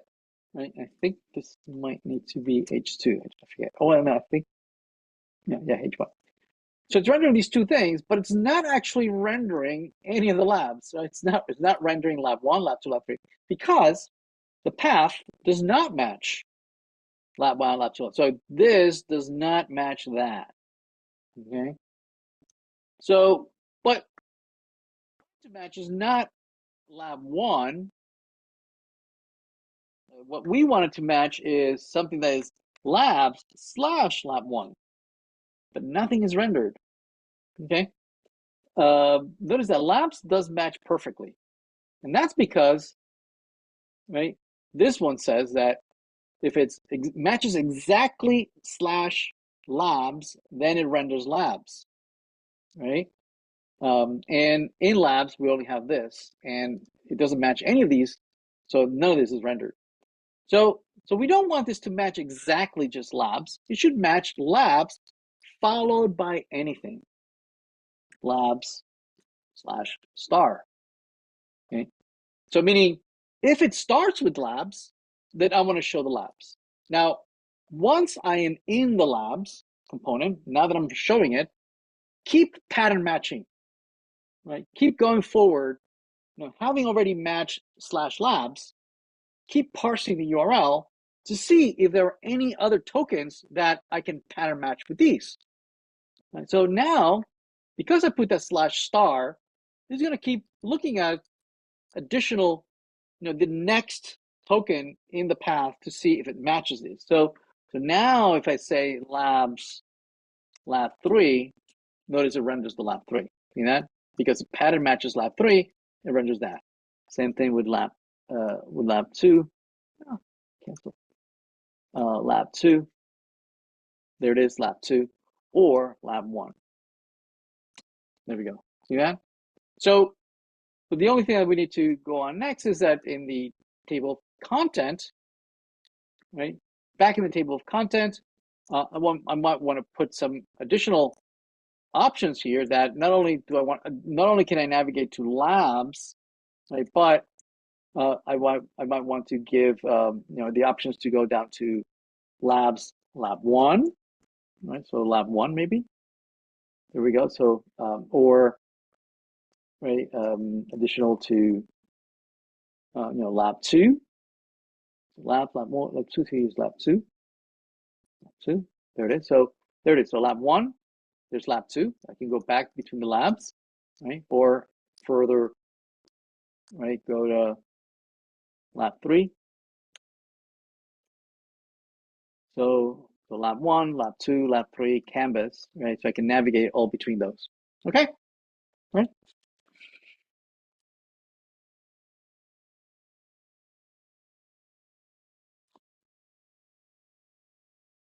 So the hash router, this hash router needs to be at the top of whatever you want to be able to navigate. So if you declare things outside of the hash router, it will always display regardless, right? So if I put stuff outside of the hash router, so say I have a div out here,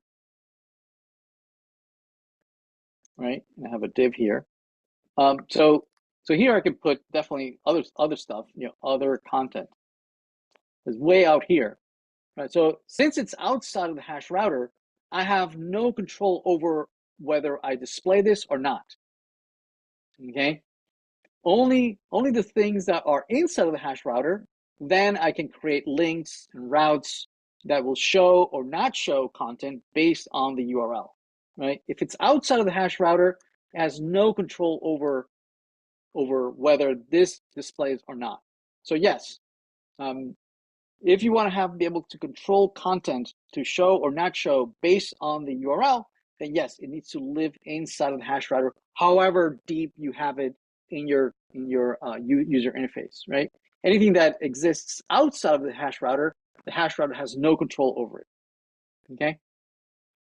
And yes, you can use relative paths, and so we'll have examples of using relative paths a little later. So instead of having this ugly table of content, let's create a proper table of content. So here we have an example of a table of content. It's a component. So let's create a whole component for that, and we'll add it to the labs. Actually, I think I have another version down here, which also adds Canvas. So let's do that. Let's create under the labs here, table of content.tsx.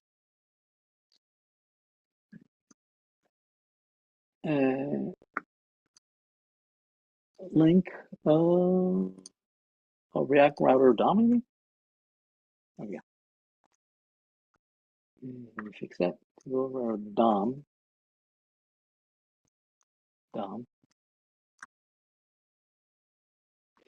And so it's just a whole bunch of links, right? And we're going to bring it into the labs, right? Into the labs. So we're going to remove it from here. We're not going to have the links here. Remove that. Also, I don't want the other content. Now, since I'm going to use the hash router for the whole web application, right? Meaning I do want to have full control of whether things show or not show depending on the URL. I do want everything to live inside of the hash router, but I don't want the table of content to be shown on the canvas. Canvas is going to have its own navigation mechanism, right? I only want to show the navigation inside of the labs, right? So here I'm going to have, I'm going to bring in the table of content, TOC, like that. So this is going to allow me to navigate to actually probably inside of the labs like that. So I can go to lab 1, 2, 3, or Canvas. Once I go to Canvas, right, Notice that I don't want the table of content because Canvas is going to be its own application, right? Its own subset, right? That might not even know about the labs, right?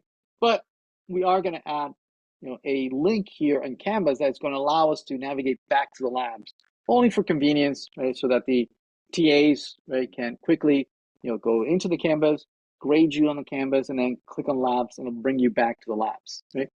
But it doesn't need to have the same navigation links, right, that are in the labs. Right? Only we do need a mechanism to navigate to the Canvas, and then the Canvas can have its own navigation that it can then navigate back to the labs or internally. Once you're in Canvas, you want to be able to display the dashboard, all the navigation that you have here in the Canvas application. Go to the dashboard, courses, and navigate down into the home and the modules and Piazza, blah, blah, blah, all those things. Make sense? All right. Excellent. So now we know how to implement navigation. Let's practice this some more.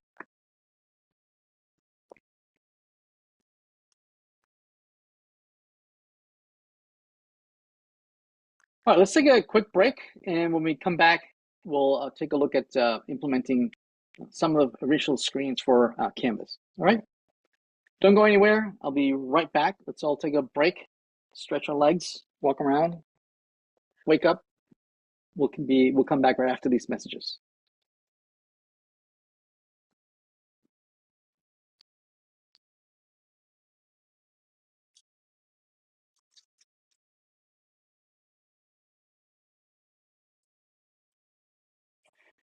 All right, let's talk about implementing the Canvas user interface. As we had discussed, we are going to be implementing the a user interface that looks like this, right? It's inspired on a popular online learning management system, right? That you can log in, and then once you identify yourself, you can see a list of courses, right, rendered in a grid. And we can select one of those courses, navigate into them, and then look at their content, that contains modules and assignments and quizzes and people that students that are enrolled here, teaching assistants and whatnot, right? And then each module has different lessons that have links to slides or videos or content that students can consume, right?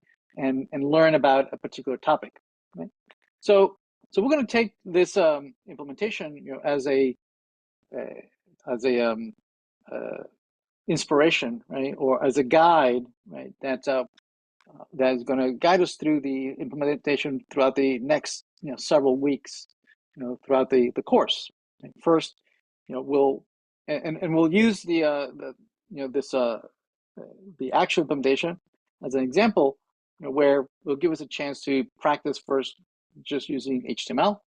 Right? We'll in the first assignment, we'll then come back and use CSS to polish it and make it look a little more prettier, right? And then we'll come in and use React.js and JavaScript to make it dynamic, so that we can create data structures that contain an array of courses. And then once you select a particular course, you navigate into that particular course, and you display an array of modules, right? And then each module will have an array of lessons, right? And then we can iterate and use for loops and while loops and branches, if statements, and switch case statements and whatnot, right? So we can create an algorithm that can convert a data structure, an array of courses, into and navigate and select one of those courses, and then display an array of modules, lessons, and whatnot, and assignments, right? And display, implement different screens that take the data structure and iterate over it, and filter the content, and then displays the appropriate content here on the screen, right? So yeah, let's take a look at the assignment. The assignment walks you through several things that we need to implement. Right?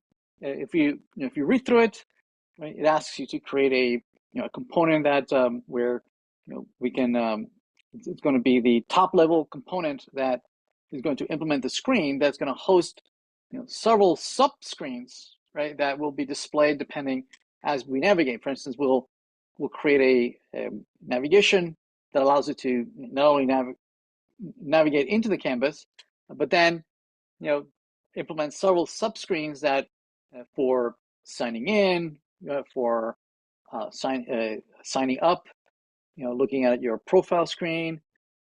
Then once you sign in and identify yourself, right, it would display the dashboard, also some navigations that allow you to navigate within the account screens, between sign in, sign up, and profile, right? So you can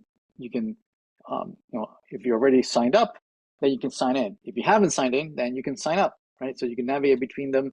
So we'll use routes, what we just learned, right, to implement this navigation between the account screen. We'll then implement navigation sidebars that are allow you to navigate throughout the application, the web application, between the dashboard, the courses, the calendar, the inbox. So we'll create all these sidebars, right, that allow you to navigate across the various parts of the application, right? And following the what React encourages us to do is to identify different pieces of the screen and different pieces of the user interface, and kind of create components for each one of them, right? So that we might identify this sidebar as maybe the Canvas navigation sidebar, and maybe this other one over here, another sidebar. We might call it, I don't know, because you're inside the courses, this might be the courses navigation sidebar. Maybe since this is displaying the modules, we might call it the modules. Because this is displaying some course status information, we'll call it maybe the course status component. And then we'll take each one of these components, right, and import them to build the home screen, module screen, or the assignment screen, and we'll go like that, right? We'll break it up and then combine them like pieces of Legos, right, to build up the user interface. Make sense, right? So anyway, so that's the intent of the Canvas portion of this assignment. I'm going to copy and paste a few of these things just to get you going. Feel free to use any code that I share with you. I'm going to push all this content to GitHub, right? And I'll provide the URL to the GitHub repository. Feel free to not start from scratch, right? You can copy any source code that I give you and start from there. You do have some more time to come back and finish it up and polish it. Even though you might be copying from me, you're still responsible. If I made a mistake, if I put things in the wrong order or whatnot, make sure to come back to the assignment, make sure that everything is correct, right? That I didn't miss anything. And I might skip over a few things, right? And I might say, well, do this on your own, right? Or finish this up, on your own. So continue working on this, right? All right, so let's get started, right? Let's see. So let's start off with the root screen, and here's a Canvas function that implements the root screen. Let me copy that. I believe we had already started on that. So if we go to, let me close that. And so if we go to Canvas, this is basically that component, right? It's this one over here, Canvas index. Perfect. Let me paste that in. Notice that I will have in the code that I gave you a lot of these IDs, unique identifiers, or classes, okay? And they all start with WD dash. So please honor these IDs that I gave you. Don't change them. Don't please use them as they are. Same thing with any classes that I gave you. Please include them in there. Since we are working on, we have some scripts that will navigate to your your code will navigate to the links that you provide us, right? And it will look for these IDs for these classes, and it will, we use them to automate some validation, some tools that allow the TAs to automate some of the grading, right? And if you don't provide these IDs, then then the TAs need to grade it manually, right? So please add, honor these IDs and these classes, right? So that the automated scripts, automated grading tools can go in and check, right? All right. Okay, so here's the component that renders this canvas screen. Let's see what else. In the navigation, right, in the table of content, we do have that. We already have that. So in the table of content, we already have the canvas link in there. So that's good. That was already there. In the route where we implement the router, right? The router. Let's make sure you have a slash. We have a star at the end of that route. Let's see if we go to app.tsx. Yeah, so we're missing that. That's so that under Canvas we're going to have additional screens under there, right? We're going to have for each one of the main portions of the application, right? Courses, calendar, inbox, account, dashboard, right? Those are all going to be under the Canvas slash Canvas. Then it'll be slash courses slash dashboard slash whatever, right? So that's why we want that slash star in there. Okay. So basically this will allow us to then inside of Canvas have our own navigation so that we can navigate to different portions of the Canvas application. Okay. All right, so we have that. So let's focus on the account screens, right? And I believe I have that. Let's take a look at the account screen. All right, so let's take a look at the account screen. So the account screens are the sign in, sign up, and profile screens that allow us to, or is going to allow us to sign up, create some credentials so that we can come back later and identify ourselves, right? And then see our personal information. Now, in this first assignment, right, we don't have JavaScript, right? We don't have a database or server or anything like that. So we can't really sign up or sign in, okay? We're only going to be creating the prototype of navigating between these screens, right? We're going to get started on creating the forms, and the input fields, and the buttons, and the navigation. So we'll get started on that. Right? Later on in the second assignment, we're going to come back and use CSS so that they look a little more what the target intended look and feel is, right? And then in the third assignment, we'll come in and use JavaScript to actually do some logic for logging in and registering and whatnot. Okay, but for now, it's all static, right? It's all fake. Right? These are all static screens. They can navigate from one to the other, right? But they don't really sign up or sign in, and it's not required. Right? So let's start off with the sign in screen. This is the screen that users would use to identify themselves, right? So we'll do that inside of a directory called account, and then in a file called sign in. So let's create that. So here under Canvas, we'll create a folder called accounts, and then a sign in screen in there. There we go. And so let's copy the content. So a lot of this is copy paste. And, so I'm hand holding you here, right? So I'm doing it for you. Later on in the assignment, I ask you to do something, a few things on your own, right? Again, using a lot of these examples to get you started, right? As demoing, I'm demoing how to do something like this. We'll do it for you, make sure that it works, but then we ask you to, right, come back and do a few things on your own, like for instance the people's screens and the assignment screens that we leave for you to work on your own. But anyway, so the assignment screen is going to have two input fields, one for the username and the password, right? And then we have a link to if you click on the sign in, it's going to navigate to the profile, account profile, or if you click on the sign up, it'll navigate to the sign up screen, which we don't have yet, right? So we'll get those in a second. Then, so to see the sign in screen, let's import it in our root. Let's create an account screen, right, where we can see the sign in screen, right? So let's create an index screen because we're going to have several screens in here. The account screen is going to have the sign in screen, the sign up screen, the profile.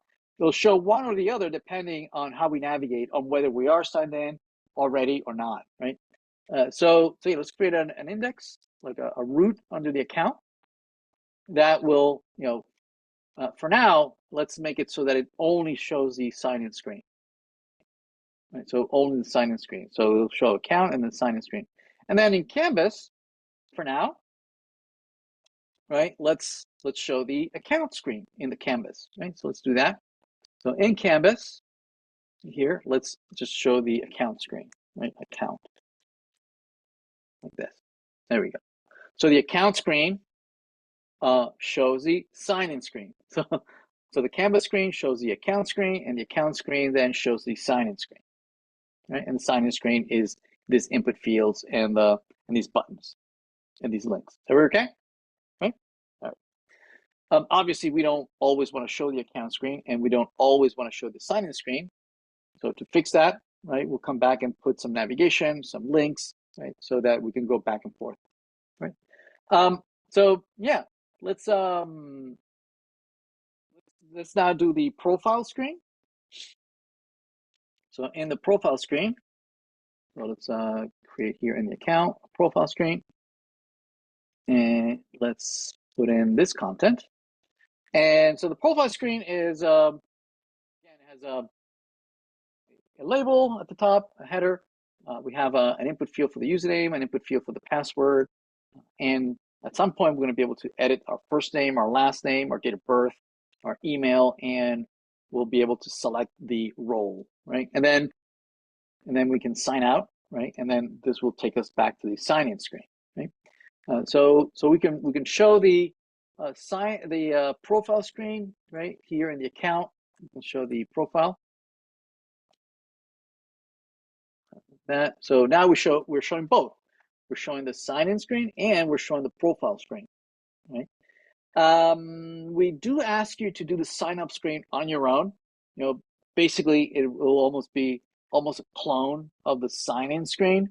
It'll be the same username. We'll have a password. I think we'll have a verify password, right? So take a look at the assignment. The assignment does walk you through that. So here's the sign-in screen, the profile screen, and then the sign-up screen. It says, okay, well, on your own, the sign-up screen, right? Oh, actually, no, we do give it to you. We do give it to you. Okay, so let's do it here. Sign-up screen. And I believe, okay, they would probably give you on the slides, right? So, okay, we do give it to you. We do give it to you. I was hoping maybe you could do it on your own. So yeah, and then in the account, right, we can also bring in the sign up screen here, sign up screen. There it is. So we have the sign in, profile, and sign up. Okay. All right. Yeah. We're showing everything, right? The sign in, the profile, the sign up. We have all the screens in the account, right? And they're all showing. Obviously, we don't want all of them to show all at once.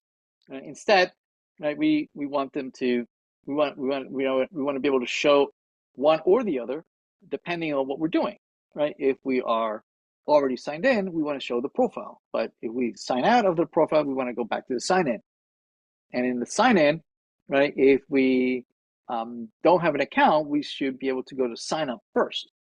But if we're in the sign up and we already have an account, we should be able to go to the sign in so that we should be able to identify ourselves. Right. So let's create the routes so that instead of displaying all of them, now we are right in the account, we are showing all of them, which we don't want to do that. Instead, we're going to bring in the routes. We're going to bring in the routes here. right? And we're going to wrap this up with the routes, and then say, okay, well, if it's sign in, route path matches slash sign in, then I want to show this element. Okay.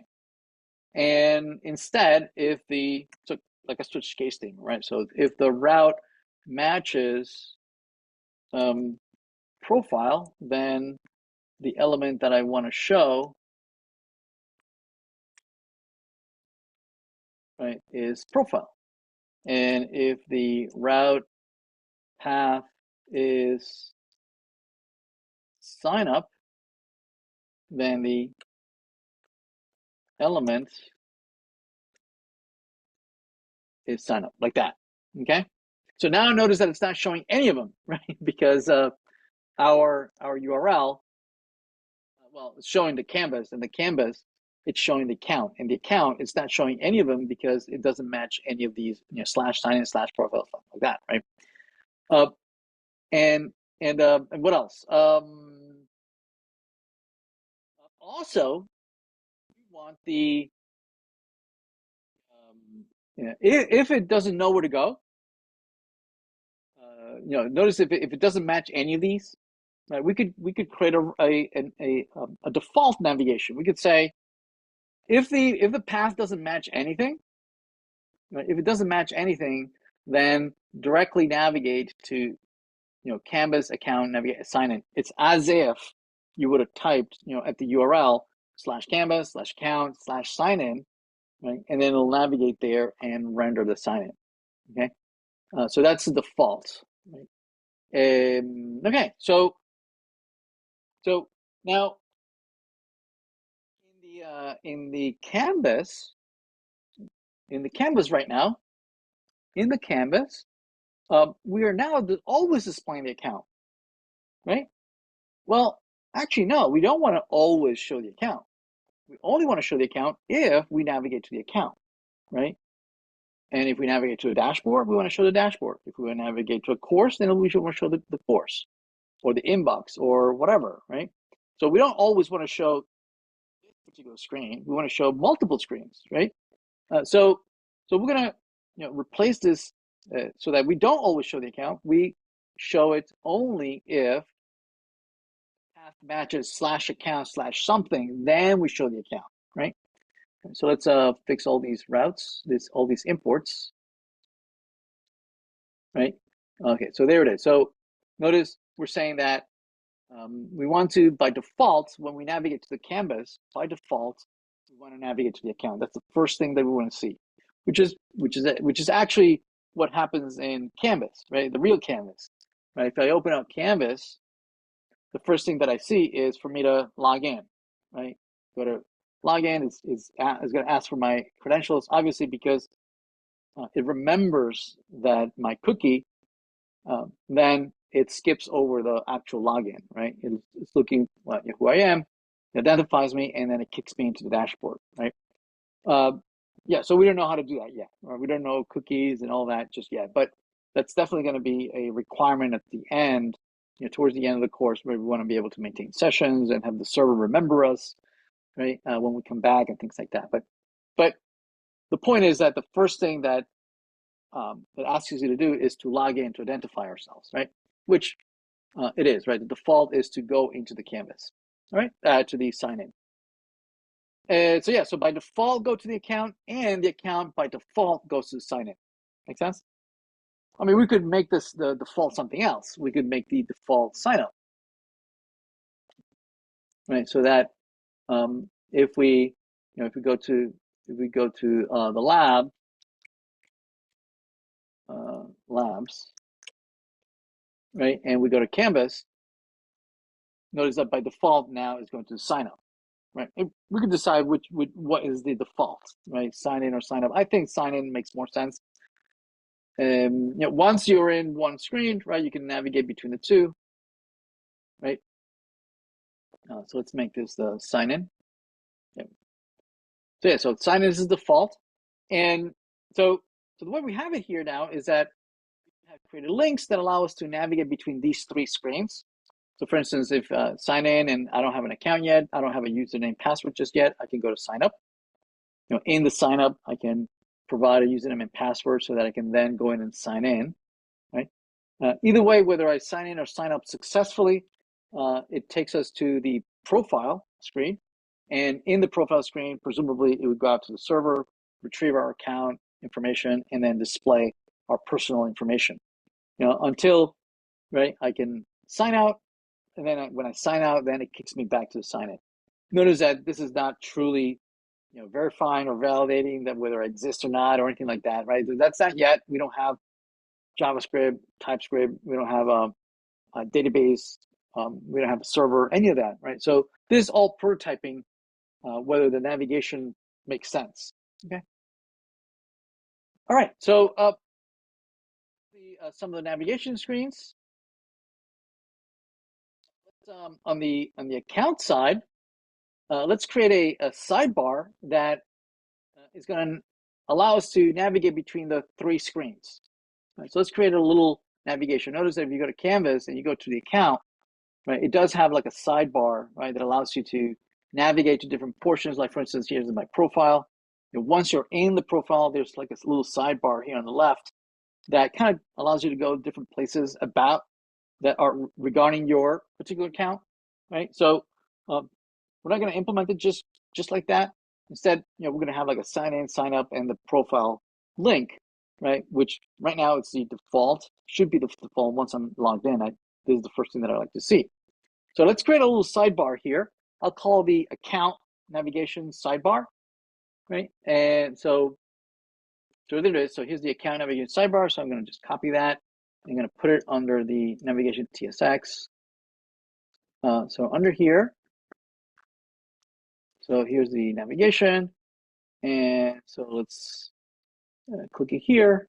So it's just going to be a whole bunch of links that are going to allow me to go back and forth between the sign in, sign up, right, and the profile, back and forth, which I already can do here, right? But this is going to give us more control whether we can go or not go, once we are signed in or not, right, a little later. So yeah, let's display this account navigation. So we'll display it in the account screen, right?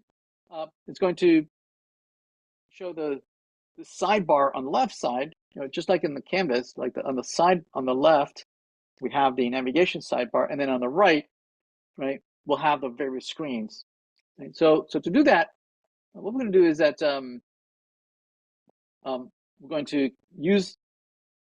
import the navigation. We're going to import the navigation in the account here. So let's implement this navigation screen sidebar that we just implemented. And what we're going to do is that we're going to use a table. We're going to use a table to show the sidebar on the left, and then all these on the right. Right. So we're going to use a table here, and we'll create a T body, and then we'll have a row, and we're going to have on the left, we're going to have the account navigation. Oops. Account navigation. There we go. On the left, and then on the right, we're going to have the routes. That we have it on the route. Also, we might want to align these at the top. So here at the notice that it tends to lay it out side by side like in a row in multiple columns, but vertically it aligns them in the middle, right? Instead, it looks much better if you align them at the top, like that. So at the top, and same thing with the second column. There we go. So they're both at the top. Okay. So what is that? I had mentioned that the table intended use for tables, the correct use for table is to display tabular data, right? Where you have rows, and each row was a record, right? And then each record had the same schema, right? You had the same attributes for tabular data with data points, right? This is a misuse of the table element, right? We are using it to lay out horizontally because HTML doesn't have any other way of displaying things horizontally, right? Right? HTML is very much geared towards displaying things vertically, right? Things just push content down or up and down, right? And adds new lines as you add headers and paragraphs and tables and images. So table here it's a really a misuse of the table, and that's true. This is true. At the very beginning of when HTML had just come out, that folks were wanting to display multiple columns, and they had no way of doing it other than using tables. And later on, when CSS came out, certainly other alternatives came up with proper way of rendering things horizontally, but we don't have CSS just yet. And so the only other way of creating is to use CSS and Flex and whatnot, but we don't have that just yet. So for now, we'll misuse tables for laying out things horizontally. We'll come back in the next assignment and fix this, right? And instead use proper CSS, right, to lay this out horizontally. Okay. So now we have it, all lined in, horizontally. Okay. Very good. All right. Okay.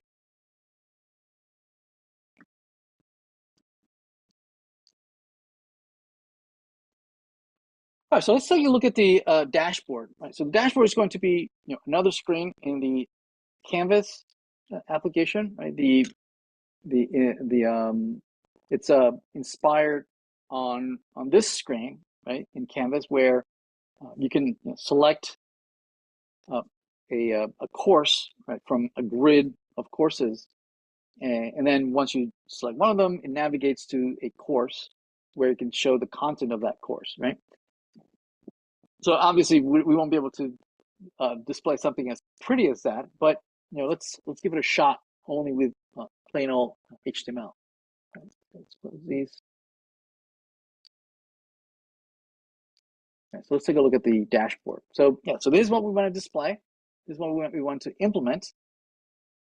So we need a couple of things. We need definitely a component that can display this grid, right, of courses. And then on the left side, we need some kind of navigation sidebar that allows us to navigate between the dashboard and the courses and the calendar and the account. We do have an account screen. Now we're going to have a dashboard screen, and we need to be able to navigate between the two. All right, so let's do that. Let's use the dashboard component. Let's create a dashboard function, right, that can render a hard-coded version of the dashboard. So let's do that. Let's copy that, and instead of a new dashboard TSX, so in here in Canvas, we'll have a dashboard TSX, and let's copy that. Very good. And this is basically we have an H1 that identifies the screen as the dashboard screen, then the number of courses that we have, then an outer rectangle div that houses all the courses, and then we have multiple courses. In this case, we have one course and then a couple more that are just placeholders, right?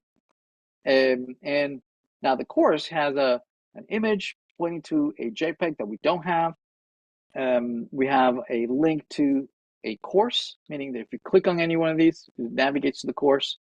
I have the name of the course, right, and a go button that navigates to the home of that course. Okay, so all right, so we have that.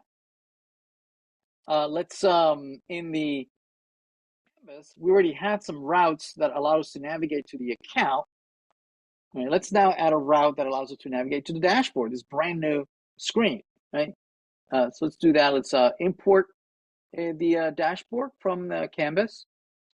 So let's import the dashboard and then have a route that will allow us to navigate to the dashboard, right? So now we should be able to say, Canvas dashboard. There it is. Here's our dashboard. Not very pretty.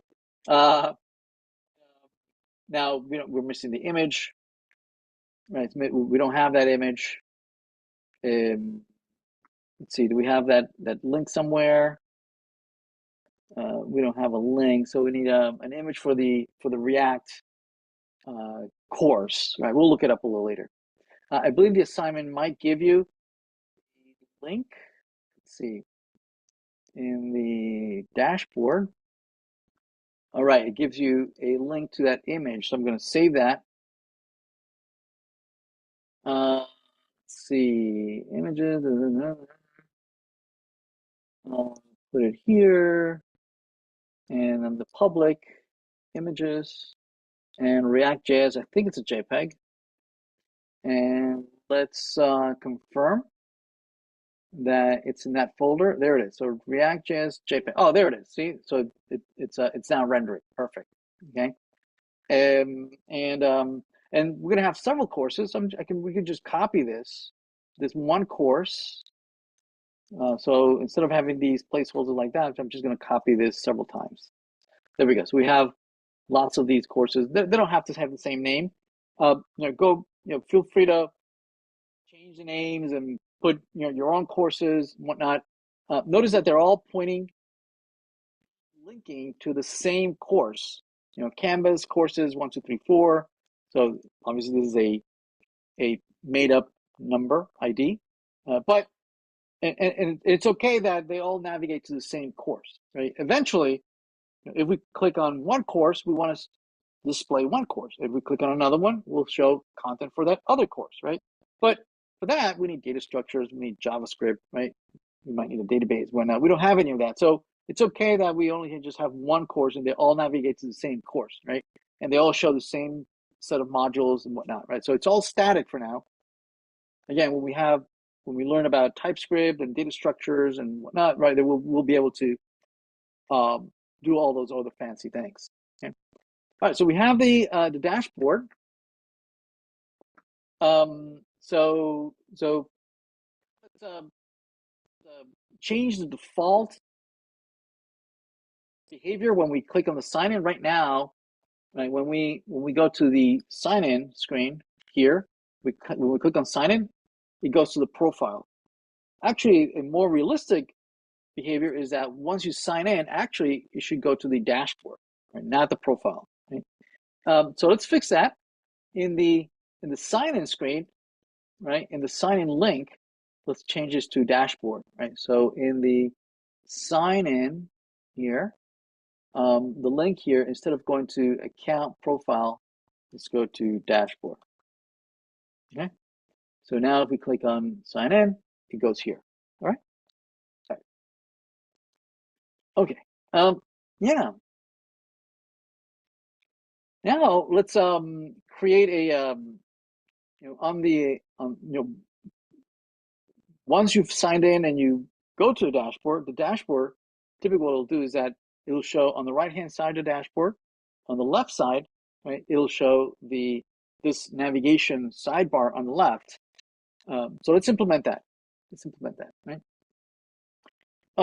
So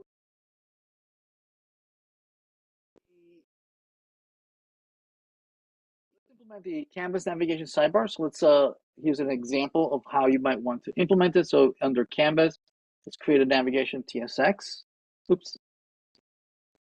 So under Canvas, let's create navigation, and in there let's implement this, and it's basically just a whole bunch of links, like the table of content that we implement earlier.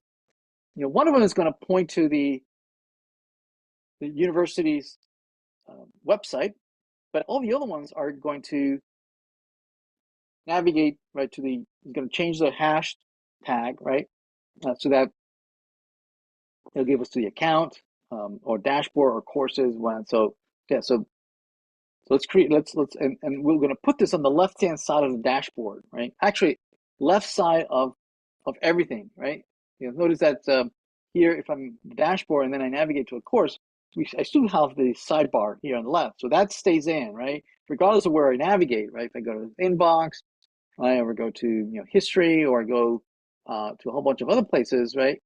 or Studio or Commons or Helps, right? It's always the same, right? We have the sidebar on the left, right, and then a whole bunch of content on the right. So how do we do that?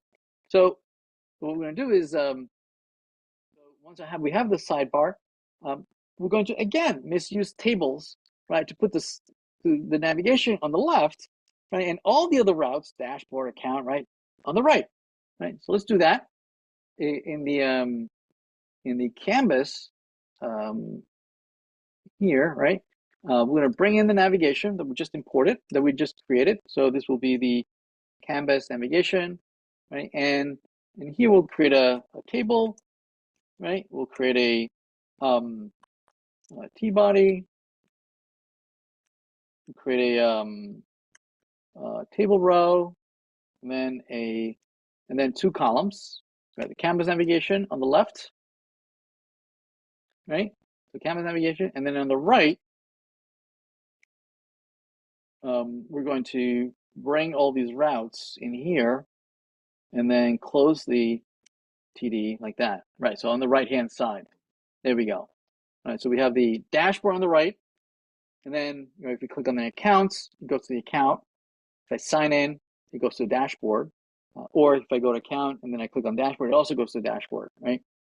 Now, going to the dashboard directly probably doesn't make sense, right? Because I shouldn't be able to go to the dashboard until I sign in, right? Like, because what courses would I show you, right? Until I know who you are. But for now, let's leave it like that, right? That we can always go to a dashboard later on, when we'll revisit the sign-in screen and actually compare them against users, right? And if they are a valid user, then we'll display in the dashboard. We'll display the courses for that particular user. Right? But for now, we're just prototyping the navigation back and forth. Okay. Also, right, again, we are misusing the table tag, right? And the proper thing to do is to use CSS, right, to render this horizontally, right? Okay.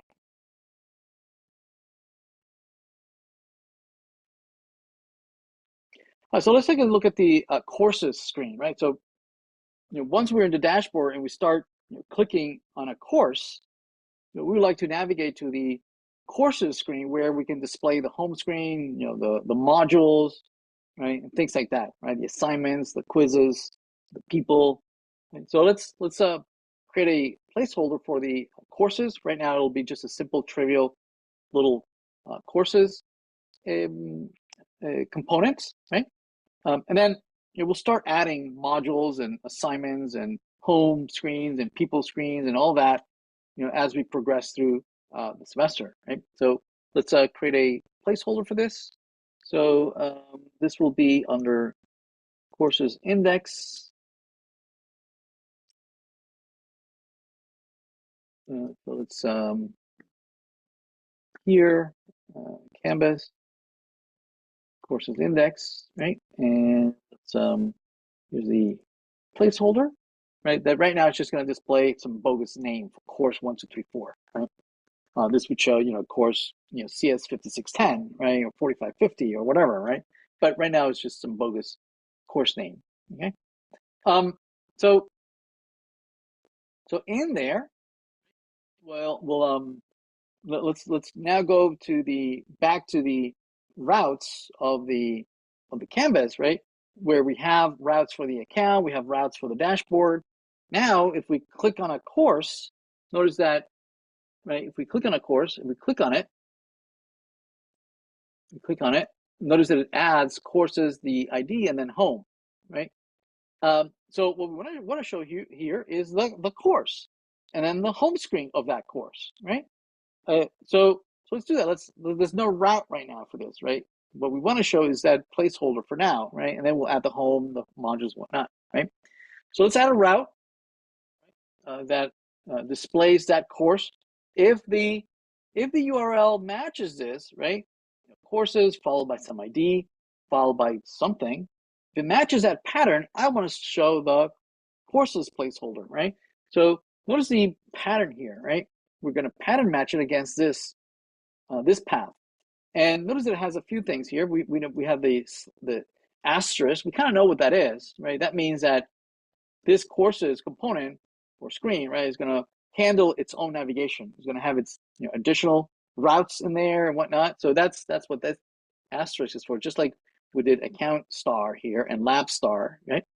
But notice we have this new colon CID, right? That's new, right? So the colon means that unlike here, this text over here, this is hard-coded text, right? It needs to pattern match exactly that text. Yes? But colon means that this is not going to be pattern match exactly the characters CID. Instead, this says that this is there's something after courses slash something slash something, right? But something, I'm not handling it. It's going to be handled by courses. Courses is going to handle whatever that is, right? Home, modules, people, assignments, quizzes, right? Courses is going to handle that. But here, that is, whatever text is in there, what is there? The idea of the course. Yeah. It's some value.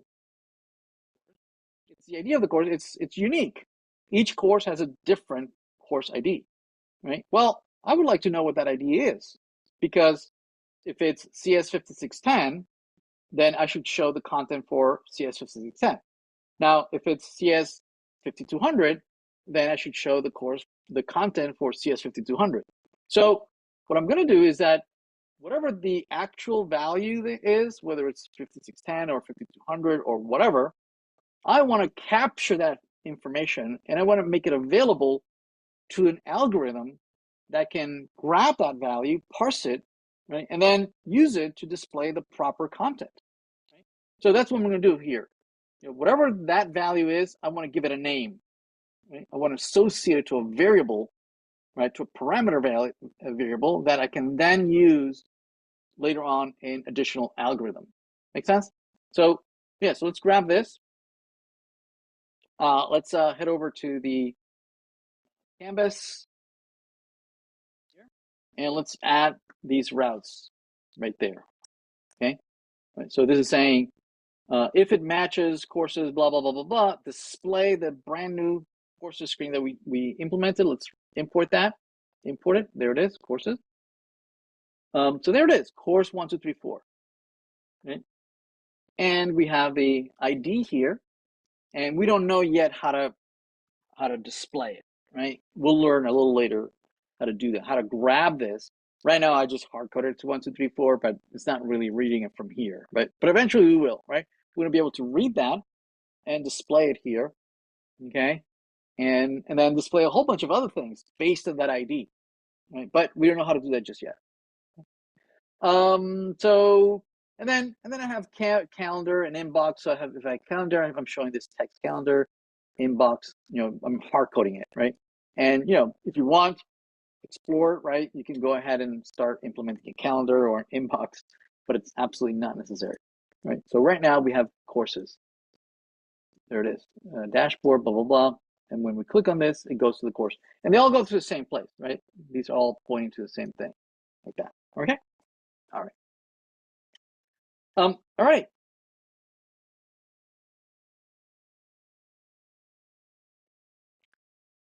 Now,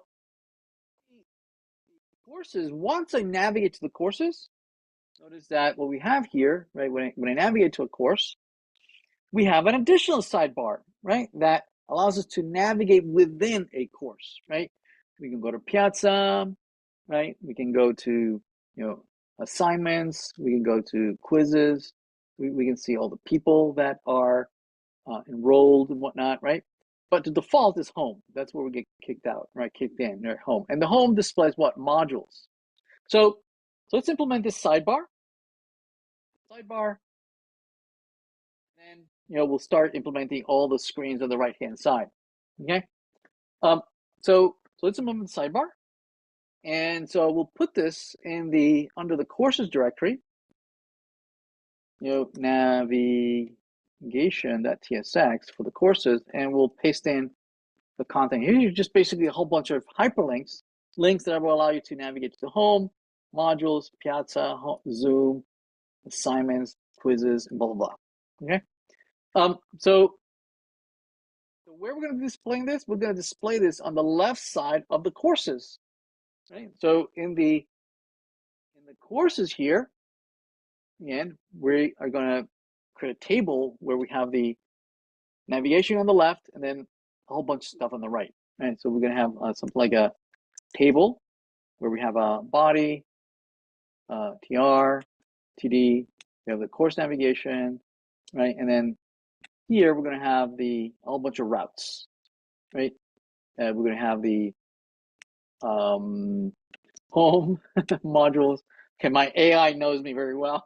Piazza, Zoom, okay, whatever, routes. Then close the TD, close the TR, close the body.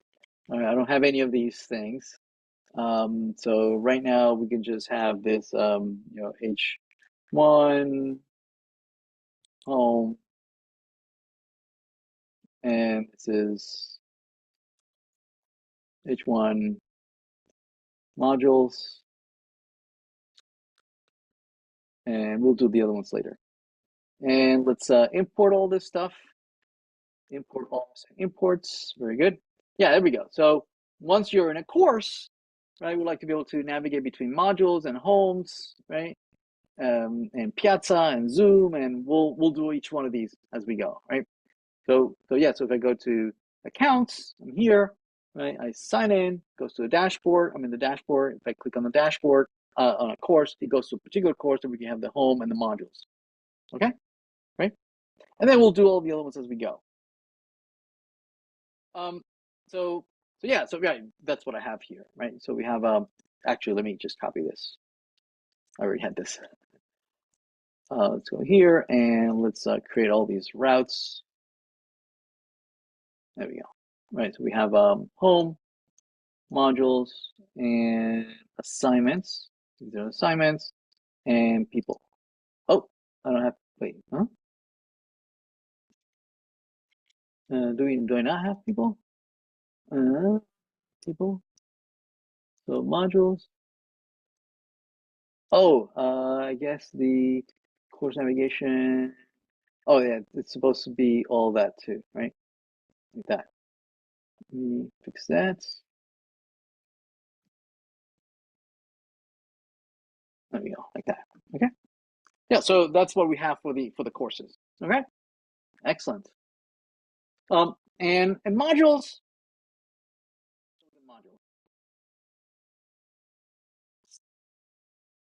All right, so let's take a look at implementing the modules. Again, a lot of this is, we are copying some of this content, that I am providing, again, to illustrate and demo how would you go about implementing several of these screens, right? And so the modules is meant to display a list of modules with lessons, right? But notice that we really want to implement the home screen, right? But the home screen is basically, if you look at the implementation of Canvas, right? In the home screen, what are you displaying? You're displaying modules in the center, and then course status. And these modules are the same modules that are displayed in the modules, right? It's the same modules. So first, let's look at implementing the modules, and then we can reuse the modules to implement the home screen, right? So let's take a look at the modules.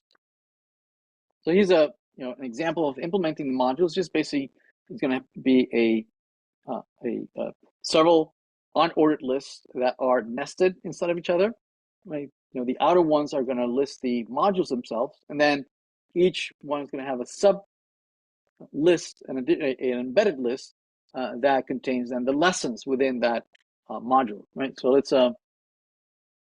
implement that. So inside of modules, right, in courses, you have the modules, and you have the basically lists within lists, right? That the outer ones implement the modules, right? And then the inner lists implement the lessons within those modules. Right? And then once we have that, right, we can, notice that the current navigation is that, once we, if we go to the a course right now, the modules is just displaying some bogus heading, right, that we implemented in the previous exercise, right? But now we do have modules, so we can go back to the course navigation, the routes, and instead of displaying this hard-coded modules, we can actually display the modules component that we just built, right? Modules, that, right? There we go, right? So there's the modules, right? So I can go, home is hard-coded, the modules is displaying that, right? Obviously, all the other ones is just hard-coded stuff. But we have the beginnings of outer list of modules and then an inner list of lessons, which is basically the implementations of this, right? Basically, what this is a a list of modules, and then each module then has a list of lessons, okay? Which is basically what we're doing. Okay? Now, once we have the modules, it goes on to implement also the course status, here on the right-hand side, right? Because we want to implement the home, and the home, we're going to use the modules that we just implemented, and then the home is going to be, again, a row of 2 columns where the left-hand side is modules and the right-hand side is the course status, right? So, so this goes over creating the course status, right? Which can be implemented under the home, right? So under here, we can take this sample code for the course status, and then the home is basically what? It's just a row that contains the modules on the left, right, and the course status on the right, right? So in the like TSX, right, in the home, we can take that code, and then so the home is we can go back to our course, and then instead of having this hard-coded header for home, we can bring in the home component here, right? We can import that. There it is, right? So if we're in the modules, we only show the modules, but when you're in home, we show the modules plus we show the course status on the right-hand side. Okay. All right. Yeah, and there you have it. So we've gone through several implementations for various screens. And these are examples of implementing, navigating, and embedding some content in some of other, right, and just reusing it to build ever more complex content. In the assignments, we do ask you to implement the assignments on your own. We might give you a few example code that you can use as a startup code, right? But basically, you can use the modules as an example, right, to implement the assignments. The assignments is also a list of lists, right? It's a little more involved, and you have a few other things in there. It's supposed to look like this. So when if you go to home, you go to the home modules. But if you click on assignments, right, it would show something like this, right? A list of different assignments. They are a little bit formatted this way with hyperlinks, so that when you click on an assignment, right, it goes to here it gives you some ideas on how to add it as a route, and then you have input fields that allow you to edit, right, the particular assignment. Okay. So anyway, so use the assignment. Take a look at what it's asking you to do. I'm going to push this.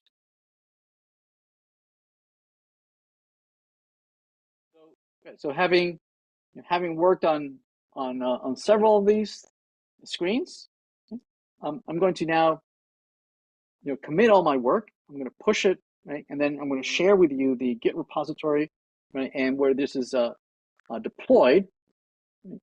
And let's see, currently,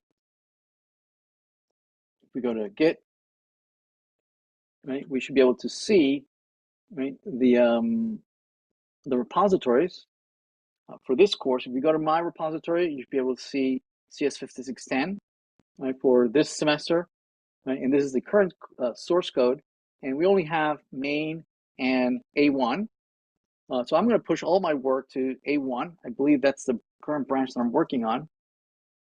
Right, so let me see. Yeah, right here it tells me A1, right? I'm on branch A1, but confirming this is branch A1. You can see all the work that we've done so far for A1, right? You can also, so this is the UI for code that allows you to interact with your Git repository. You can also use manually, you can do Git status to see all the source code that you've created. You can manually add it, say git add dot, right, and that will add it. Or you can use git to do that. You can say click it, now it's added, same thing. Now once you've done that, you can either commit it, say git commit -m, something like canvas, whatever, or you can use the UI in code, right, to say getting started with canvas. So you can commit it. Once it's committed, you can then push it. Now, before I push it, we should have this having been deployed to Netlify. So we can. I do want to show you that when you push it, is going to kick off a deploy. So, for instance, if you go to I believe it's this one. Yeah, right here, right? This is the one for this for this course. And you can look at the deploys that we've had so far. The last one was this one, A1, right? We removed the logo, blah, blah, blah. But let me show you that if I push, that's pushing. And it's gonna, there it is. See that? It kicked off a deployment in Netlify. Also, because on Git, it received our push, right? And we can see that we can see all the work that we've done so far. We can compare it, and we can see that we did a lot of things, right? There it is. That's the commit that we just did, right? Getting started on A1, and we could see all the work that we worked on, right? So we can see the that we install those two things, that we got all the images in there, right? That all the changes that we've done with the hash router, blah blah blah, right? You can see everything that you've done. So this is going on. I don't know if it was successful. Looks like it was successful. So now we can open up the branch. And we can see that on A1. Oh, we don't have a default labs. Labs should be the default. So let's see. We should be able to go /labs. There it is. So, and then from labs, we can go to lab 1, lab 2. We could go to Canvas. All the work that we've done so far today, right? And navigate here and modules, blah, blah, blah, right? Assignments, people. But notice that nothing showed here, right? Nothing showed. It's blank, right? So labs should be the default, right? Labs should, or Canvas could be the default too. But let's see, because if you're in Canvas, right? If we go to Canvas and we click on labs, oh, it brings us to labs. So probably Canvas might be a better default. Right? So let's make Canvas the default, right? So so we can go to the landing here on apps here. Apps doesn't have a default, right? It's looking for labs or Canvas, but we can create a default and say, route.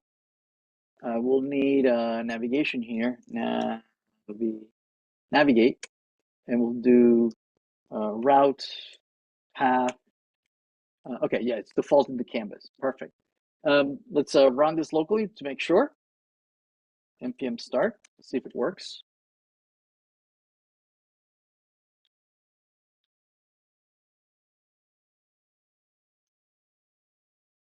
So locally, so if I have nothing, okay, it navigates directly to Canvas. Perfect, right? And let's deploy this again. Let's say we're going to add, we're going to commit saying, make Canvas the default screen, right? Let's say commit, push. Again, that's going to cause a deployment on Netlify. So if we go to deploy, notice that there it is. See, make Canvas the default screen. It's the build is starting to go. Also in the Git, we should be able to see that the last push was that.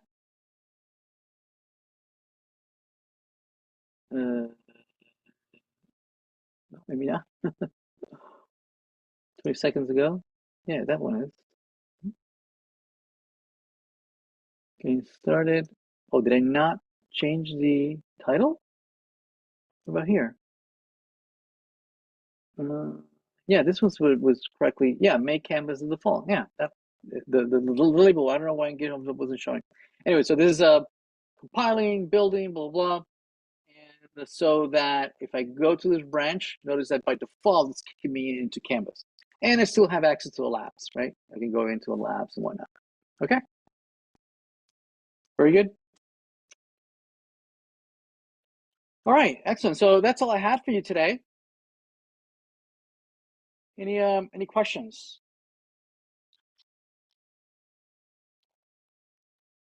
I have a question, Professor, about grading. So you mentioned that we have to have, when we are going to implement the code next to ID, it has to have WD, right? Right. So are there any other things that we should know about grading and tests? Yeah, so the assignments are pretty explicit on the IDs and the classes that I'm asking you to use. So if you follow the source code that I provide for you as sample, you should be okay, right? Notice that all are there, right? So as long as you follow the source code that I gave you, you should be okay. Okay, thank you.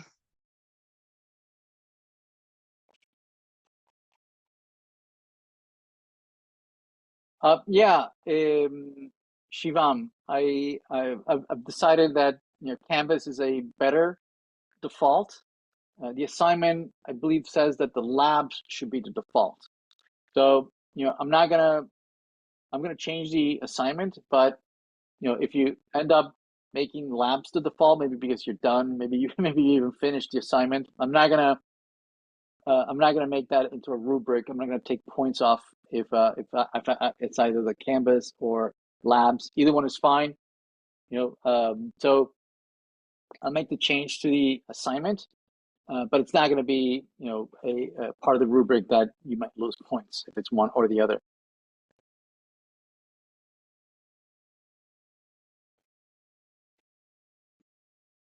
The question: do we always need a slash at the very beginning? So yeah, notice that all the routes are using hash over here, and now there's another router other than hash router. There's a browser router, right? And in that case, you don't need the hash, and it works fine locally, but it doesn't work when you deploy it to Netlify. Netlify only works with a hash router, and so that's why we're using the hash router, which is fine. But yeah, that's why we're using the hash router, because Netlify doesn't like other routers. Look, it only works with the hash router.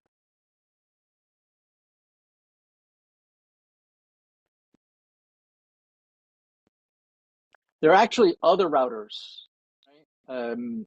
There are routers that work on mobile applications, right? Where you can deploy React applications that work on phones, right? Where there is no browser, right? And so you can write components that don't use HTML, but still use tags and use routing and navigation just the same way that works on the web, but for phone applications, mobile applications, right? I don't cover this in this course, but certainly there are other types of routings, right, that are not, web related. Does dashboard need to be in a separate folder? So it could be if you want. Now, dashboard is simple enough that it could all fit in a single file. I used to implement dashboard in an entire folder, but I found that folder only contained one single file, index.tsx. Now, if dashboard were more complex, it had additional components, then yes, maybe dashboard might want to be a folder with a whole bunch of other, an index.tsx plus a whole bunch of other files and images and whatever, right? Well, not images. And other resources would go in there. But, dashboard in our implementation is simple enough that it can fit, just in a single file. But feel free, if you prefer to split it up into a folder and index, that's fine. We're not gonna grade you either one. As long as it's functionally correct, it's fine.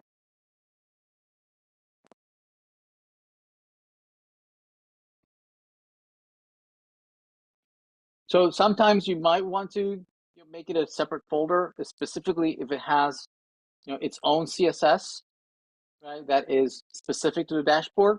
Then in that case, it might make sense to create a whole folder, create an index.tsx, and then an index.css, right, that is specific to the dashboard. Then that would make sense, right, to break it off as opposed to putting all the styling in a top level CSS file. If there's very specific styling only for that one component, then it's very common that you create a whole directory, create the component in an index file, and then create a CSS for that one specific component. Then that's a common practice. But here we don't. It doesn't have its own styling. It's not necessary. It's not complex enough to warrant an entire folder.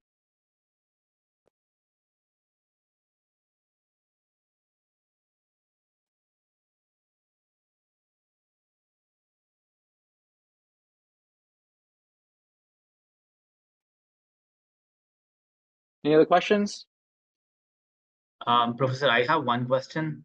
So how strongly do you recommend us to use the Create React app? Because it's deprecated, right? So I thought I'd use something that is currently being used in the market. Yeah, so you could use Vite if you want to take a look at that, or Next.js. There's other alternatives for creating these components. There's some setup as for them to work properly inside of code and whatnot. So yeah, if you know how to do that, then absolutely.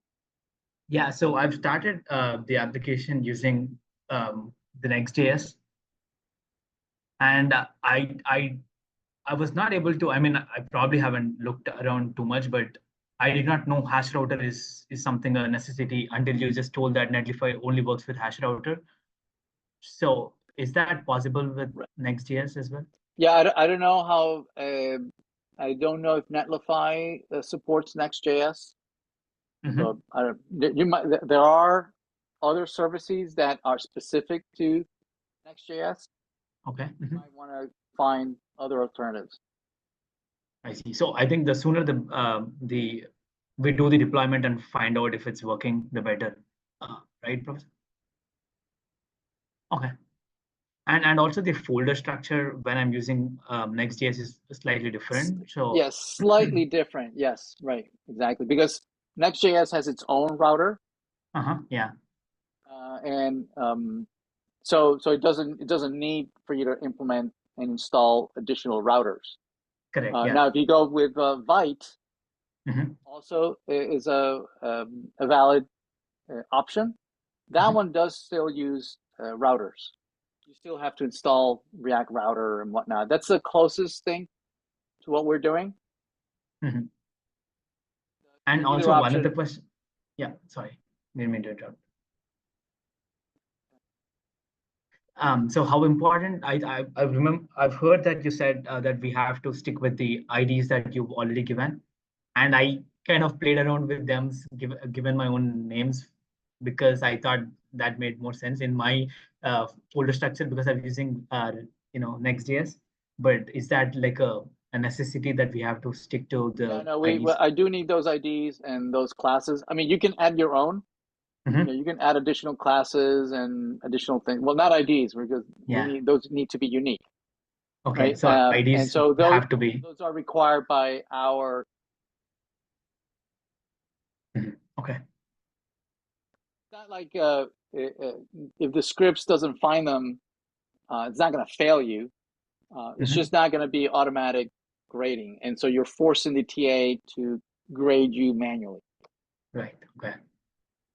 So considering all of this, how much do you suggest us to use React?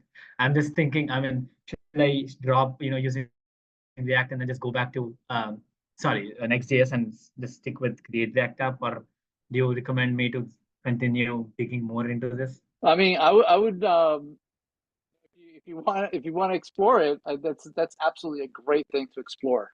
It's just that it's not required in the course, and you're not going to get any extra credit for it, but it's absolutely a worthwhile exploration. Yeah, I mean, I'm not gonna get any bonus, but I'm Just that also I can't guarantee it that it will work with right. Yeah. Netlify, and you're kind of on your own. Mhm. That's what is concerning. Yeah, I don't need extra points, but at least I should be able to get the points that I'm supposed to get. So that's why just wanted to check with you to see and take a decision as soon as possible so that I don't end up, right before the deadline that, everything I did and then it's just not working with Netlify. Sure. Thank you, sir. That's all. Sure. All right. Thank you, everyone. Good night.